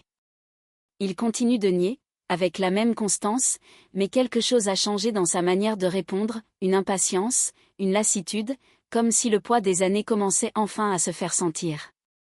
Les enquêteurs notent cette évolution, non comme un aveu, mais comme un signe, celui d'une façade qui se fissure lentement. Dans la ville, les rumeurs prennent de l'ampleur, alimentées par des fuites partielles, des indiscrétions, des interprétations hâtives. On parle d'une arrestation imminente, d'un suspect identifié, et même si les autorités se refusent à commenter, le silence devient lui-même un message. Les habitants de Lyon redécouvrent l'affaire à travers des dossiers spéciaux, des émissions de radio, des articles fouillés, et cette redécouverte collective crée un climat étrange, mélange d'attente fébrile et de malaise, parce que chacun comprend que la résolution d'un cold case n'est jamais une victoire simple. La famille de Claire est convoquée, informée plus clairement de l'état d'avancement, et cette réunion est chargée d'une émotion contenue, parce qu'elle marque la première fois depuis longtemps que l'espoir repose sur des éléments concrets. Les mots sont choisis avec soin, aucune promesse n'est faite, mais l'implicite est lourd, quelque chose se prépare, et cette perspective est à la fois apaisante et terrifiante. Les proches comprennent que la vérité, si elle arrive, sera définitive, qu'elle fermera certaines portes tout en ouvrant d'autres, parfois plus douloureuses encore. Les enquêteurs, eux, entrent dans une phase presque obsessionnelle, relisant chaque document, chaque procès-verbal, à la recherche de la moindre incohérence restante. Les nuits sont courtes, les discussions se prolongent tard, et cette intensité rappelle les débuts de l'enquête, quand tout semblait possible, sauf qu'aujourd'hui, l'expérience et le temps ont remplacé l'enthousiasme. Le cold case, longtemps perçu comme un échec collectif, devient une responsabilité écrasante, celle de ne pas se tromper au moment crucial. Un nouvel élément surgit alors, discret, presque secondaire, mais suffisamment perturbant pour relancer les débats internes. Une information administrative, un déplacement mal documenté, une présence non signalée dans une zone clé, et cette donnée, recoupée avec d'autres, renforce l'hypothèse principale. Ce n'est pas une révélation spectaculaire, mais c'est précisément ce qui la rend crédible, parce qu'elle s'inscrit naturellement dans ce qui était déjà soupçonné. Les enquêteurs sentent que le dossier se referme, non par un coup d'éclat, mais par une logique implacable. La décision finale se profile, et avec elle, une tension presque physique, parce qu'elle engage des vies, des institutions, et la mémoire d'une disparue devenue symbole. Arrêter, c'est affirmer, c'est prendre position, c'est dire publiquement que l'on croit savoir ce qui s'est passé, et cette affirmation doit être inattaquable. Les réunions se succèdent, les scénarios sont évalués, les conséquences médiatiques anticipées, et chaque option est pesée avec une gravité extrême. À mesure que l'échéance approche, le temps semble se contracter, chaque heure prend une importance démesurée, chaque appel téléphonique est chargé de sens. Les enquêteurs savent que, quoi qu'il arrive, l'affaire ne sera plus jamais la même après ce moment, qu'elle quittera définitivement le territoire flou du cold case pour entrer dans celui, plus brutal, de l'accusation et du jugement. Cette perspective est à la fois une délivrance et une source d'angoisse, parce qu'elle met fin à l'attente tout en ouvrant une nouvelle phase, tout aussi éprouvante. Dans le silence des bureaux, alors que la ville s'endort, une certitude s'impose peu à peu, sans triomphalisme, sans soulagement, simplement comme un fait, le cold case de Lyon 2001 est arrivé au seuil de sa vérité présumée. Il ne reste plus qu'un pas à franchir, un pas lourd de conséquences, et tous ceux qui y sont mêlés sentent confusément que, une fois ce pas franchi, rien ne pourra effacer ce qui va être dit, ni ce qui va être compris. Le pas est franchi à l'aube, dans cette zone grise où la nuit n'est pas encore partie et où le jour n'ose pas s'imposer, un moment choisi pour sa discrétion autant que pour sa symbolique, parce que certaines décisions ne supportent pas la lumière crue. L'interpellation se déroule sans heurts, sans résistance spectaculaire, juste une porte qui s'ouvre, des mots prononcés calmement, et une vie qui bascule sous le poids d'un dossier vieux de 20 ans. Le cold case de Lyon 2001 quitte l'abstraction pour devenir une réalité judiciaire, tangible, irréversible, et ce simple déplacement change tout, pour les enquêteurs, pour la famille, pour la ville entière. Le suspect est placé en garde à vue, et cette phase, si banale en apparence, est l'une des plus délicates, parce qu'elle concentre des années d'attente, d'hypothèses, de frustration, dans un temps limité, encadré, où chaque minute compte. Les enquêteurs savent qu'ils n'obtiendront peut-être rien, pas d'aveu, pas de révélation spectaculaire, mais ils savent aussi que la confrontation directe, après tant d'années, peut fissurer les certitudes les mieux ancrées. Les premières heures sont calmes, presque trop calmes, des réponses mesurées, une coopération apparente, comme si la situation était déjà intégrée, digérée à l'avance. Les questions reviennent sur 2001, méthodiquement, sans accusation frontale, parce que l'objectif n'est pas de provoquer, mais de confronter le récit à lui-même, de tester sa résistance au temps. Le suspect répète, ajuste, précise, et parfois, se contredit sur des détails infimes, des horaires, des trajets, des gestes anodins, et ces micro-écarts sont notés, non comme des preuves, mais comme des points de tension. Les enquêteurs laissent faire, conscients que la parole, lorsqu'elle s'étire trop, finit souvent par révéler ce qu'elle cherche à cacher. L'ADN est évoqué, avec prudence, comme un fait scientifique, pas comme une arme rhétorique, et la réaction est immédiate, un silence plus long que les autres, un regard qui se fige, une respiration qui change imperceptiblement. Rien de spectaculaire, rien qui puisse être montré du doigt, mais pour ceux qui savent observer, ce moment est lourd de sens, parce qu'il marque la première fois où le passé ne peut plus être tenu à distance. Le suspect conteste, évoque une contamination possible, une erreur, une coïncidence, des arguments attendus, préparés, mais dont la répétition mécanique trahit une inquiétude profonde. Pendant ce temps, les experts poursuivent leurs analyses, recoupent, vérifient, parce que chaque déclaration est comparée aux éléments matériels, et cette confrontation silencieuse construit peu à peu un tableau plus précis. Les horaires discordants s'accumulent, les justifications deviennent plus complexes, et cette complexité même devient suspecte, parce qu'elle contraste avec la simplicité initiale du récit. Les enquêteurs n'interrompent pas, ils laissent le temps agir, conscients que dans les cold cases, la fatigue psychologique est souvent plus efficace que la pression. La famille de Claire est informée de l'interpellation, avec des mots choisis, presque administratifs, et cette annonce provoque un choc silencieux, pas de cris, pas de soulagement immédiat, juste une suspension, comme si le temps s'était arrêté. 20 ans d'attente se concentrent en une phrase, un suspect est en garde à vue, et cette phrase ouvre un champ de possibles vertigineux, la vérité, enfin, ou une nouvelle déception. Les proches oscillent entre l'espoir et la peur, parce qu'ils savent que cette étape ne garantit rien, qu'elle peut tout aussi bien déboucher sur un non-lieu. Les médias, rapidement informés, réagissent avec frénésie, les éditions spéciales se succèdent, les experts commentent, analysent, spéculent, et cette effervescence contraste violemment avec la sobriété de la procédure en cours. Les titres parlent d'un cold case sur le point d'être résolu, d'une arrestation historique, et cette dramatisation inquiète les enquêteurs, parce qu'elle crée des attentes que la justice n'est pas toujours en mesure de satisfaire. Le silence officiel est maintenu, mais il est interprété de 1000 façons, amplifiant encore la tension. La garde à vue se prolonge, les heures s'étirent, et avec elles, la fatigue, la lassitude, cette sensation d'être pris dans un engrenage impossible à arrêter. Les questions deviennent plus précises, ciblées sur des points clés, et le suspect commence à montrer des signes d'usure, des hésitations, des reformulations maladroites, sans jamais basculer dans l'aveu.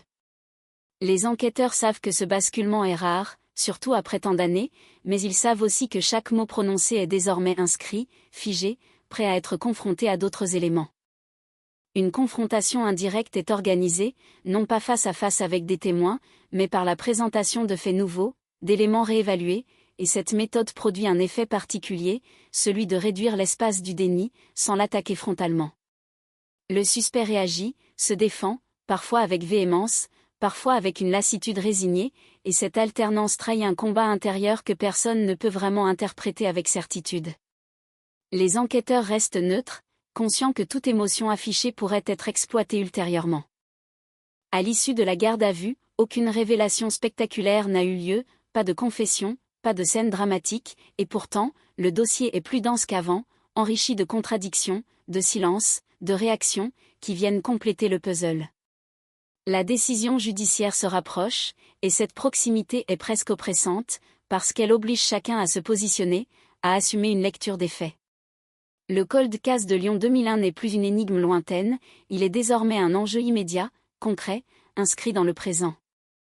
Lorsque le suspect est présenté au magistrat, l'atmosphère est solennelle, dépouillée, et ce dépouillement contraste avec la charge émotionnelle de l'affaire. Les éléments sont exposés, calmement, sans emphase, et cette sobriété donne au dossier une gravité particulière, parce qu'elle laisse peu de place au spectaculaire, beaucoup à la responsabilité. La décision n'est pas encore connue, mais tous ceux qui assistent à ce moment savent qu'il marque un tournant définitif. À l'extérieur, Lyon retient son souffle, sans vraiment savoir pourquoi, comme si la ville elle-même sentait que quelque chose d'ancien est en train de remonter à la surface, quelque chose qui ne pourra plus être ignoré. Le cold case, longtemps figé dans le passé, est désormais confronté au présent, et cette confrontation, quelle qu'en soit l'issue, promet de laisser des traces durables, bien au-delà des murs de la justice. La décision tombe sans fracas, sans mise en scène, simplement par une notification officielle qui traverse les couloirs comme une onde sourde, mise en examen, placement sous contrôle judiciaire renforcé, et ces mots administratifs portent en eux une violence silencieuse, parce qu'ils transforment une suspicion en statut, une hypothèse en accusation formelle. Le cold case de Lyon 2001 change encore de nature, il quitte le territoire mouvant de l'enquête pour entrer dans celui, plus rigide, de l'instruction, où chaque élément sera disséqué, contesté, défendu, et cette transition est vécue comme un soulagement prudent par certains, comme une inquiétude profonde par d'autres. Les enquêteurs transmettent le dossier au juge d'instruction, épais, structuré, chargé de décennies de silence et de documents jaunis, et ce passage de relais est toujours particulier dans les affaires anciennes, parce qu'il marque la fin d'un cycle, celui de la recherche active, et le début d'un autre, plus lent, plus juridique, mais tout aussi décisif. Les hypothèses deviennent des faits allégués, les indices des éléments à charge ou à décharge, et chaque mot prend une importance nouvelle, parce qu'il devra résister à l'examen contradictoire. Le suspect, désormais mis en cause officiellement, se mure dans une stratégie de défense plus claire, plus structurée, les avocats entrent pleinement en scène, parlent de présomption d'innocence, de preuves indirectes, de dossiers construits sur des coïncidences et des interprétations a posteriori. L'ADN est attaqué frontalement, présenté comme insuffisant pour établir une culpabilité, expliqué, disséqué, relativisé, et cette bataille scientifique devient l'un des axes centraux de l'affaire. Les experts sont convoqués, les rapports comparés, et ce débat technique, froid en apparence, porte en lui une charge émotionnelle immense, parce qu'il conditionne la crédibilité de toute l'enquête. La famille de Claire assiste à distance à ces échanges, souvent tenus à l'écart des détails, et cette mise à distance est une nouvelle épreuve, parce qu'après avoir été informée de l'avancée, elle se retrouve à nouveau dans l'attente, cette attente qu'elle connaît trop bien. Les espoirs se heurtent à la lenteur de la justice, au délai, aux procédures, et chaque jour sans nouvelles est vécu comme un recul, même lorsque, objectivement, l'affaire progresse. Le cold case, devenu dossier judiciaire, impose son propre rythme, indifférent à la souffrance qu'il génère. Dans les médias, le ton change, moins d'excitation brute, plus d'analyse, de débat, de plateaux où l'on oppose experts et contradicteurs, et cette intellectualisation de l'affaire trouble certains, parce qu'elle semble éloigner l'histoire de sa dimension humaine. Claire devient parfois un nom cité au milieu d'arguments juridiques, et cette abstraction choque ceux qui se souviennent d'elle comme d'une personne, pas comme d'un dossier. Pourtant, cette étape est inévitable, parce que la justice ne fonctionne pas à l'émotion, elle fonctionne à la preuve. Le juge d'instruction ordonne de nouveaux actes, des expertises complémentaires, des auditions supplémentaires, et cette phase redonne une dynamique à l'affaire, même si elle est moins visible. Des témoins déjà entendus sont rappelés, confrontés à leurs anciennes déclarations, et certains écarts apparaissent plus nettement qu'auparavant, non pas parce qu'ils mentent, mais parce que le temps a modifié leur perception. Ces variations sont analysées avec précaution, car la mémoire est un terrain fragile, surtout après 20 ans. Le suspect est interrogé à plusieurs reprises, toujours sur la base des mêmes faits, mais sous des angles différents, et cette répétition méthodique vise à tester la cohérence sur la durée. Les réponses restent globalement constantes, mais des ajustements apparaissent, des précisions nouvelles, parfois contradictoires avec les versions antérieures, et ces glissements, même minimes, alimentent le dossier. Les avocats interviennent, cadrent, objectent, et cette présence permanente rappelle que l'affaire est désormais un combat judiciaire autant qu'une quête de vérité. Dans l'ombre, certains enquêteurs ressentent une forme de frustration, celle de ne plus être aux commandes, de voir l'affaire leur échapper progressivement, mais cette frustration est tempérée par la conscience d'avoir mené le dossier aussi loin que possible. Le cold case, longtemps perçu comme insoluble, a franchi un seuil historique, et cette avancée, même incertaine, est déjà en soi une rupture avec des années d'immobilisme. Pourtant, personne ne crie victoire, parce que tous savent que le chemin jusqu'à une éventuelle condamnation est long, semé d'obstacles, et loin d'être garanti. La ville de Lyon vit cette phase avec une attention plus diffuse, moins passionnée qu'au moment de l'interpellation, mais plus durable, comme une inquiétude de fond qui s'installe. Les conversations continuent, mais elles sont plus nuancées, plus prudentes, chacun comprenant que la justice n'offre pas toujours les réponses claires que l'on attend. Certains soutiennent la démarche, d'autres expriment des doutes, et cette division reflète la complexité même des cold cases, qui ne laissent jamais indifférents. À mesure que l'instruction avance, une question obsède tous les acteurs, sans jamais être formulée clairement, celle de savoir si le temps écoulé permettra réellement d'atteindre une vérité judiciaire, ou s'il constituera un obstacle insurmontable. Les preuves vieillissent, les souvenirs s'effacent, et même l'ADN, aussi puissant soit-il, doit être interprété dans un contexte désormais lointain. Cette incertitude plane sur chaque acte, chaque décision, comme une ombre persistante. Le cold case de Lyon 2001 est désormais suspendu à l'appréciation d'un juge, à la solidité d'un dossier construit patiemment, et à la capacité de la justice à trancher là où le temps a brouillé les contours. Pour la famille, pour les enquêteurs, pour la ville, l'affaire est entrée dans une phase plus silencieuse, mais non moins lourde, une phase où l'attente reprend, différente, plus structurée, mais toujours habitée par la même question lancinante, saura-t-on enfin, après tant d'années, ce qui s'est réellement passé ? Pendant plus de 20 ans, le dossier est resté immobile. Un cold case parmi tant d'autres, classé, archivé, relégué dans les profondeurs poussiéreuses des services judiciaires. Pour la plupart des gens, l'affaire appartenait déjà au passé. Pour les enquêteurs, elle n'était plus qu'un numéro, une date, un nom sur une étagère. Mais parfois, le temps ne fait pas disparaître la vérité. Il la rend seulement plus patiente. Tout commence par un détail. Un détail insignifiant, presque ridicule, qui n'aurait jamais dû attirer l'attention. Lors d'un audit interne des dossiers non résolus, un jeune analyste remarque une incohérence dans un rapport vieux de plusieurs décennies. Une heure notée à la main, différente de celle tapée à la machine. Une simple rature, probablement. Du moins, c'est ce que tout le monde a toujours pensé. Sauf que cette différence change tout. L'horaire en question concerne un appel téléphonique passé le soir de la disparition. Selon la version officielle, l'appel aurait eu lieu après les faits. Mais si leur manuscrite est la bonne, alors l'appel a été passé avant. Et cela signifie qu'une personne connaissait déjà certains éléments avant même que la police ne les rende publics. À partir de là, le cold case commence lentement à se fissurer. Les enquêteurs décident de reprendre le dossier depuis le début.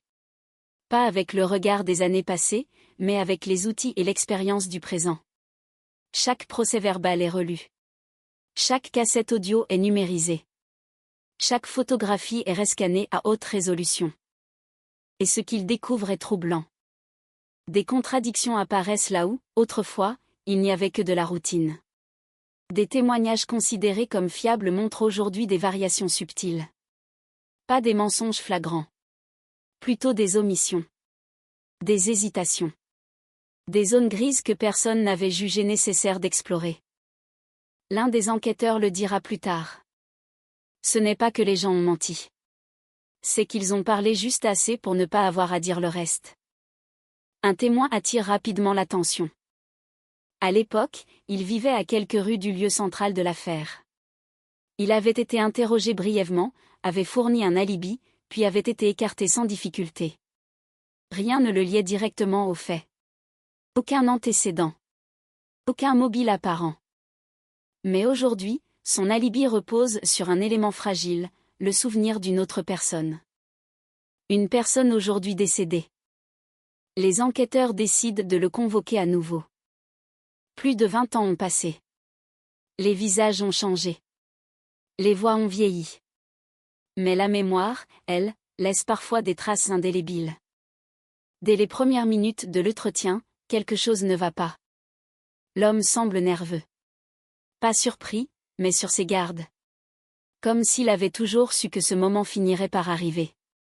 Ses réponses sont précises, trop précises. Il se souvient d'éléments mineurs, mais hésite sur des points essentiels. Quand on lui demande de répéter sa version, il utilise exactement les mêmes mots qu'à l'époque. Mot pour mot. Pour un enquêteur expérimenté, c'est un signal d'alarme. Les souvenirs réels évoluent avec le temps. Les récits fabriqués, eux, restent figés. Pendant ce temps, en parallèle, une autre avancée bouleverse l'enquête. Les scellés biologiques, longtemps considérés comme inutilisables, sont envoyés dans un laboratoire spécialisé. Grâce aux nouvelles techniques d'analyse ADN, ce qui était autrefois invisible devient exploitable. Des fragments microscopiques, ignorés pendant des décennies, livrent enfin leurs secrets. Le résultat tombe comme un coup de tonnerre. Un profil génétique partiel est établi. Il ne correspond à aucune personne condamnée à l'époque. Mais aujourd'hui, les bases de données ont changé. Elles sont plus vastes. Plus interconnectées. Et surtout, elles contiennent des profils indirects, issus de parents éloignés. Quelques semaines plus tard, une correspondance apparaît. Faible. Incomplète. Mais suffisante pour orienter les soupçons. Le nom qui ressort n'est pas inconnu des enquêteurs. Il figure déjà dans le dossier. Discrètement. Presque effacé. C'est le même homme. À ce stade, le cold case n'est plus une affaire théorique. Il devient une enquête vivante. Pressante. Dangereusement proche de la vérité. Les enquêteurs comprennent alors une chose essentielle: si l'homme n'a jamais été inquiété, ce n'est pas parce qu'il était innocent, mais parce que personne n'avait encore les moyens de prouver le contraire. Ils décident d'observer. De surveiller. D'analyser son quotidien. Rien d'illégal. Rien de spectaculaire. Mais chaque geste est noté. Chaque déplacement est consigné. Chaque interaction est étudiée. Et là encore, des incohérences apparaissent. Certains lieux qu'il évite. Certaines dates qui le rendent étrangement anxieux. Et surtout, une réaction excessive lorsqu'on évoque le passé. Un enquêteur raconte. Ce n'était pas de la peur d'être accusé. C'était la peur que tout s'effondre. Pendant ce temps, les proches de la victime commencent à être informés. Avec précaution. Sans promesse. Mais avec honnêteté. Pour la première fois depuis des années, on leur dit que l'affaire avance réellement. L'espoir revient, Mais il est fragile. Car dans les cold cases, chaque avancée peut aussi être un mirage. Les enquêteurs le savent. Ils ont déjà vu des pistes prometteuses s'écrouler au dernier moment. Ils avancent donc avec une extrême prudence. Chaque élément est vérifié, recoupé, validé par plusieurs sources indépendantes. Et plus ils avancent, plus une question obsédante s'impose. Comment cet homme a-t-il réussi à passer entre les mailles du filet pendant si longtemps? La réponse commence à émerger dans les archives. À l'époque, l'enquête manquait de moyens. Les effectifs étaient réduits. Les priorités ailleurs. Et surtout, certaines hypothèses avaient été écartées trop rapidement, simplement parce qu'elles dérangeaient la narration dominante. Le cold case n'était pas seulement victime du temps. Il était victime de ses propres angles morts. À la fin de cette 8e phase de l'enquête, une certitude s'impose, la vérité est proche. Dangereusement proche. Et plus elle se rapproche, plus les résistances deviennent visibles. Le suspect sent que quelque chose a changé. Il ne sait pas exactement quoi. Mais il le sent.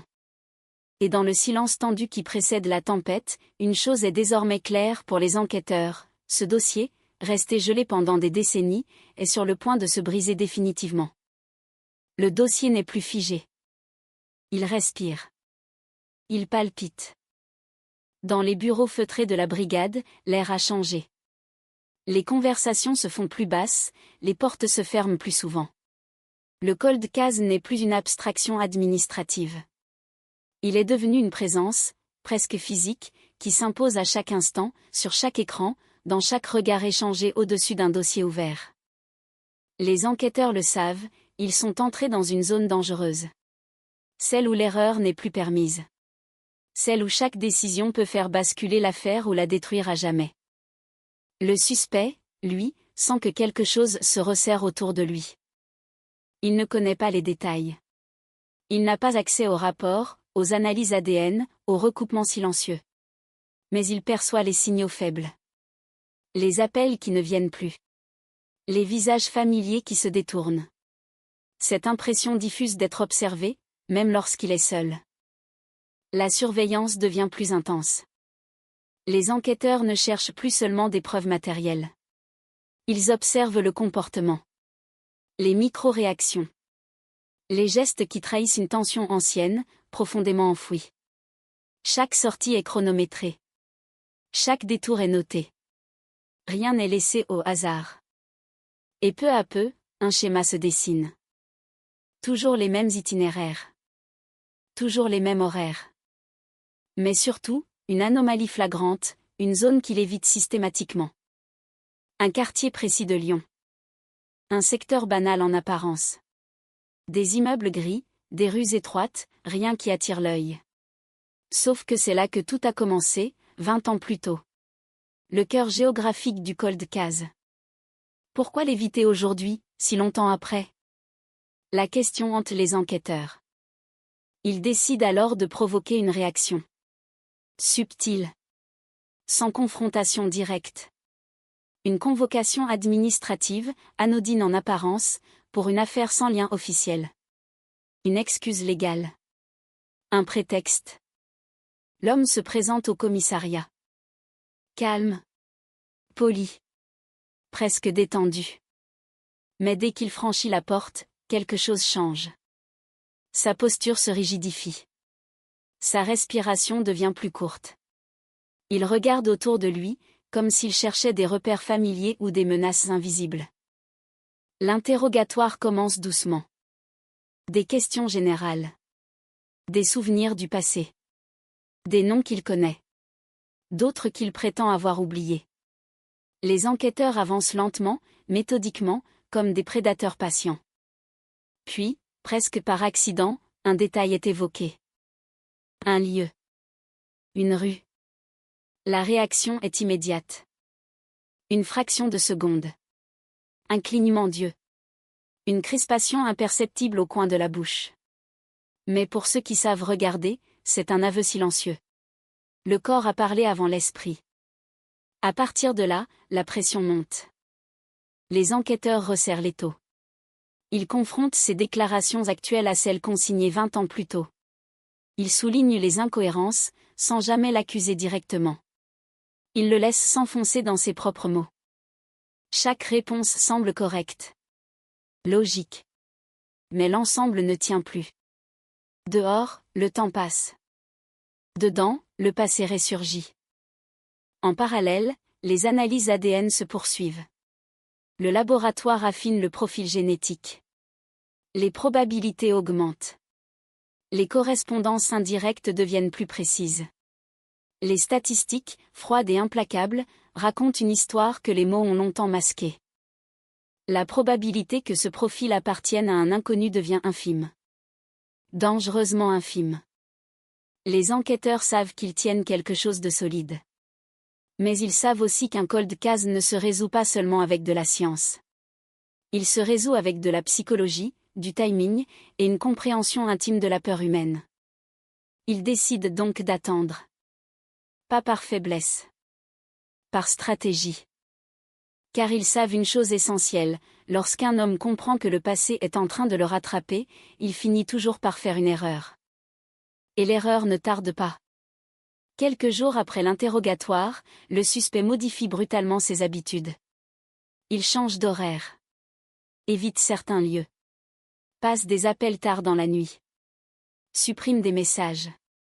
Tente de réécrire son quotidien comme on réécrit une histoire trop compromettante. Mais chaque tentative de contrôle laisse des traces. Une caméra de surveillance le capte là où il n'allait jamais. Un témoin le remarque près d'un endroit clé, à une heure inhabituelle.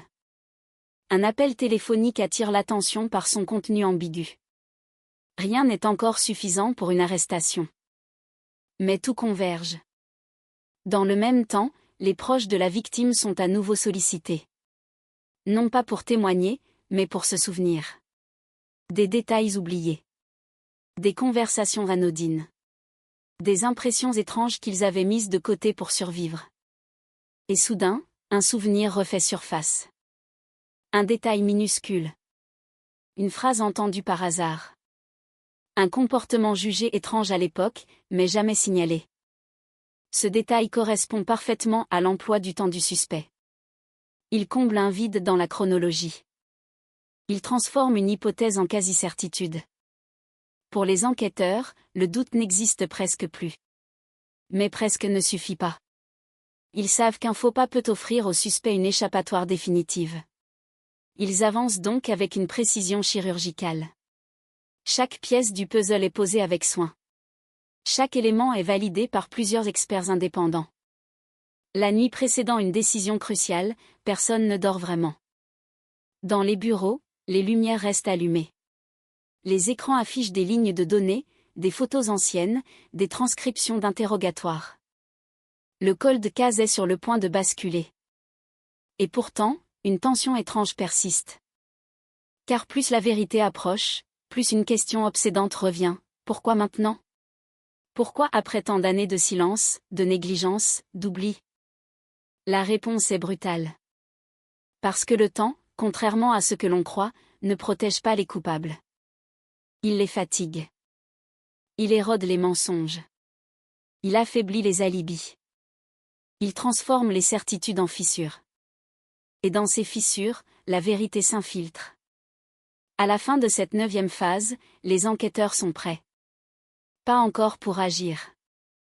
Mais pour frapper au moment exact où la résistance s'effondrera.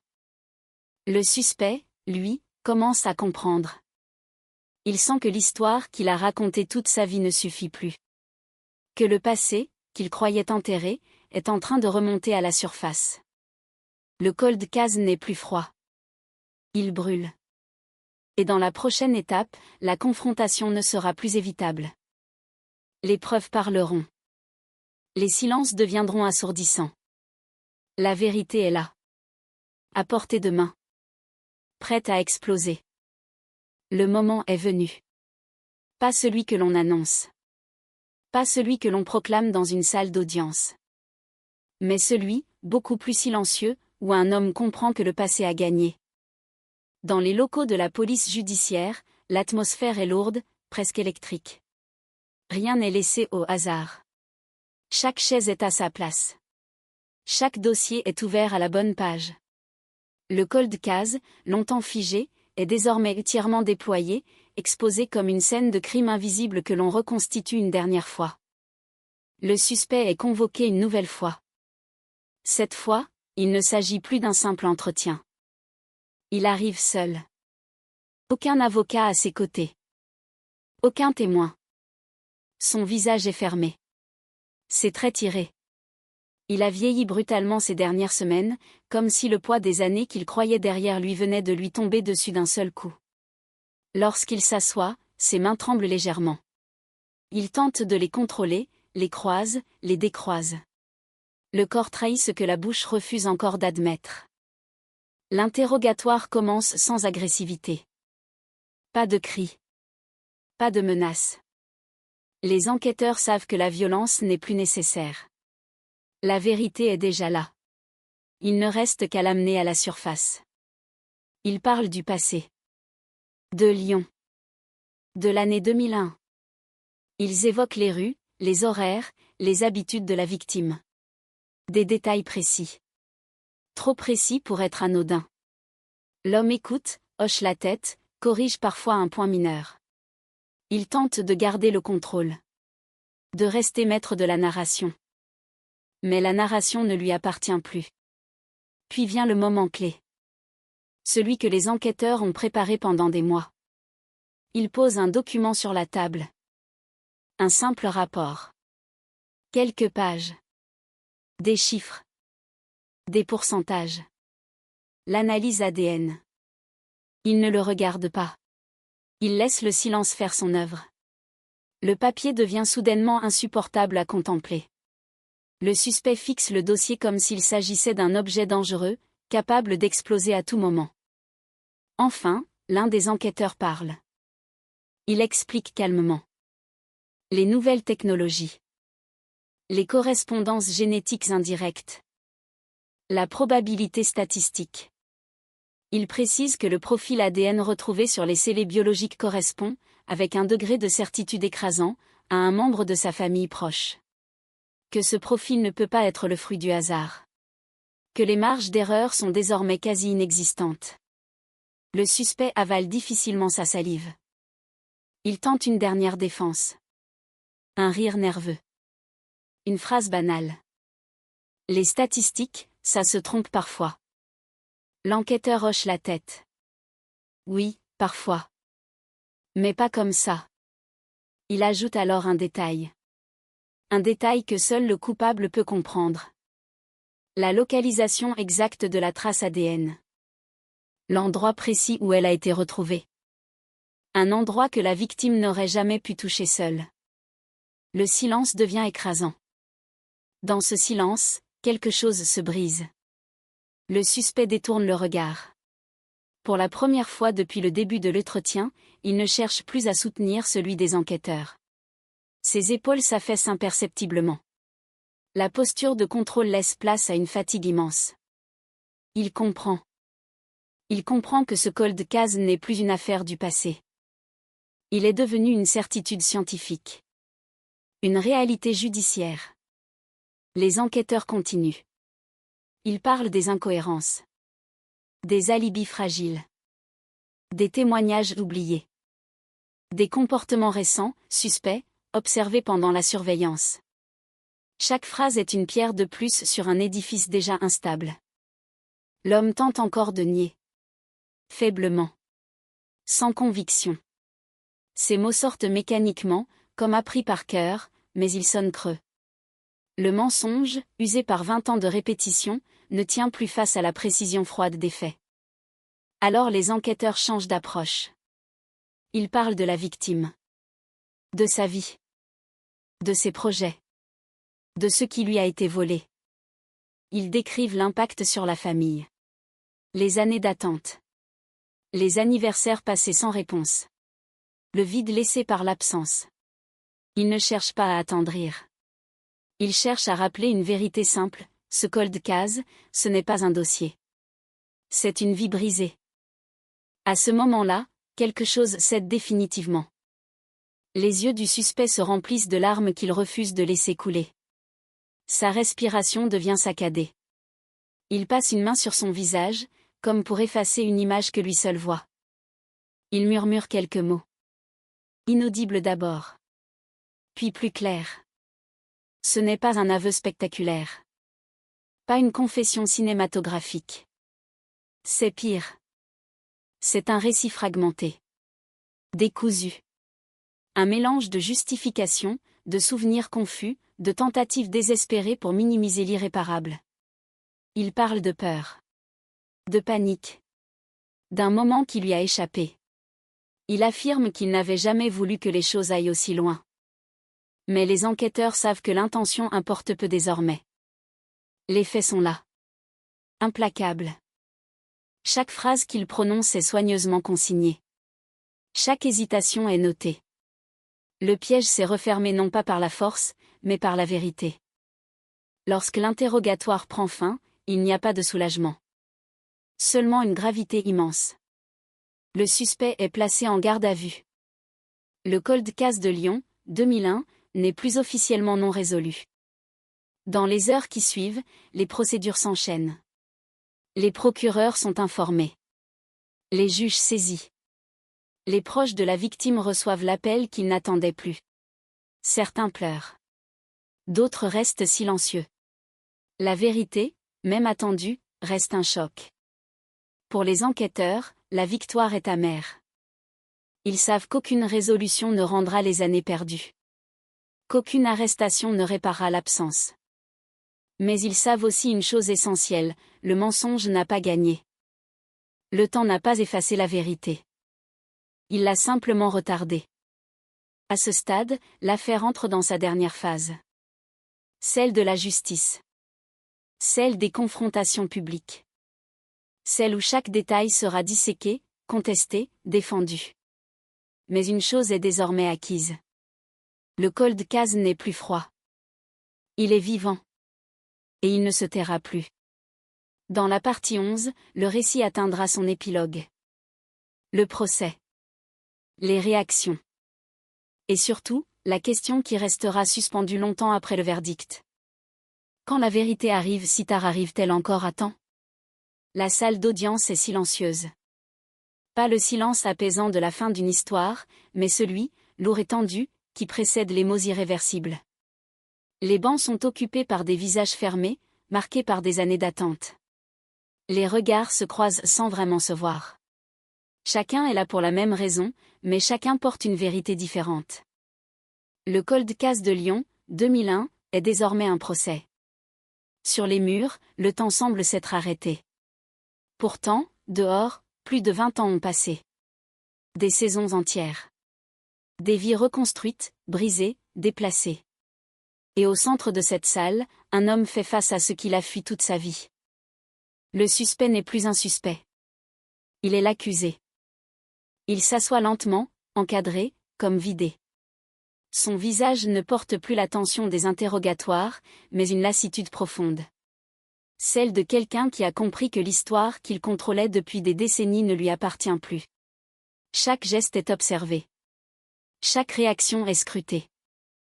La justice commence son travail. Les faits sont exposés méthodiquement. Les dates. Les lieux. Les témoignages anciens, réévalués à la lumière des nouvelles preuves. Les experts défilent. Ils parlent d'ADN, de probabilité, de correspondance génétique. Des mots techniques, froids, presque cliniques, qui tranchent avec la charge émotionnelle de la salle. Le cold case devient une narration officielle. Une version qui ne tremble pas. La défense tente de semer le doute. Elle évoque le temps écoulé, la fragilité des souvenirs, les erreurs possibles. Elle insiste sur l'absence de preuves directes à l'époque. Elle parle d'un homme qui a vécu librement pendant 20 ans sans jamais attirer l'attention. Mais le temps, cette fois, ne joue plus en sa faveur. Car chaque argument est confronté à une réalité simple. Si la vérité n'a pas été trouvée plus tôt, ce n'est pas parce qu'elle n'existait pas, mais parce qu'elle attendait les outils capables de la révéler.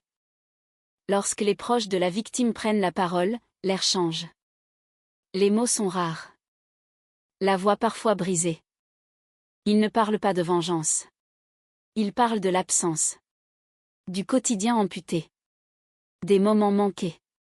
Des questions restées sans réponse pendant des années. Ils décrivent le vide, pas le crime.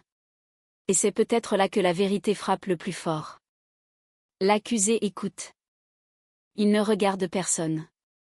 Pour la première fois, il n'y a plus d'échappatoire narrative. Plus de version alternative. Plus de silence protecteur. Le cold case, longtemps gelé, est désormais exposé en pleine lumière. Les jours d'audience passent. Les nuits sont courtes. Les médias parlent d'une affaire historique, d'une avancée majeure. Mais pour ceux qui sont dans la salle, ce ne sont que des mots. La réalité est bien plus lourde. Puis vient le moment du verdict. Le tribunal se retire. L'attente est insupportable. Dans cette attente, chacun affronte ses propres pensées. Les enquêteurs repensent aux premières heures du dossier, aux erreurs, aux impasses, aux nuits passées à douter. Les proches de la victime oscillent entre espoir et crainte. Et l'accusé, lui, reste immobile, comme figé dans une posture qu'il a adoptée il y a 20 ans. Lorsque la cour revient, le silence est total. La décision est lue. Calme. Posée. Définitive. Coupable. Le mot tombe sans éclat. Sans emphase. Mais il résonne comme un choc sourd. Le cold case de Lyon, 2001, est officiellement résolu. La vérité, enfin reconnue par la justice, n'est plus contestable. Il n'y a pas de cri. Pas de soulagement immédiat. Juste une respiration collective, lourde, presque douloureuse. Pour certains, c'est la fin d'un cauchemar. Pour d'autres, le début d'un autre. Car une question demeure, suspendue dans l'air de la salle, que fait-on de la vérité quand elle arrive si tard? À l'extérieur, la ville continue de vivre. Les passants ignorent tout de ce qui vient de se jouer à quelques mètres d'eux. Les rues sont les mêmes qu'en 2001. Les façades ont changé. Les vitrines aussi. Mais le passé, lui, n'a jamais vraiment disparu. Les enquêteurs quittent le tribunal sans triomphe. Ils savent que la victoire est relative. Qu'aucune enquête, aussi réussie soit-elle, ne répare le temps volé. Mais ils savent aussi que ce cold case raconte quelque chose de plus grand. Une vérité inconfortable, certaines affaires ne meurent jamais vraiment. Elles attendent. Elles patientent. Et un jour, parfois, elles trouvent leur voie. Dans les semaines qui suivent, l'affaire s'éloigne peu à peu des gros titres. Elle devient une référence. Un exemple. Une preuve que la justice peut rattraper le passé, même lorsqu'il semble définitivement perdu. Mais pour ceux qui ont vécu dans l'ombre de cette affaire, rien ne redevient normal. La famille de la victime apprend à vivre avec une réponse. Pas avec une réparation. Les enquêteurs, eux, gardent en mémoire ce dossier comme un rappel constant, chaque détail compte. Même celui qui semble insignifiant. Surtout celui-là. Et l'homme condamné, désormais seul face à ses actes, découvre une vérité qu'il a longtemps ignorée, le silence n'efface pas la faute. Il la conserve intacte, prête à ressurgir au moment le plus inattendu. Le cold case est clos. Administrativement. Judiciairement. Mais dans les esprits, il continue de vivre. Car il pose une dernière question, la plus dérangeante de toutes, combien d'autres dossiers dorment encore, quelque part, attendant que le temps, la science et la persévérance se rejoignent enfin? La lumière s'éteint sur cette affaire. Pas doucement. Mais avec la gravité de ce qui ne sera jamais oublié. La vérité est arrivée. Tard. Implacable. Et même lorsqu'elle met fin à un cold case, elle laisse toujours derrière elle une ombre que personne ne peut totalement effacer.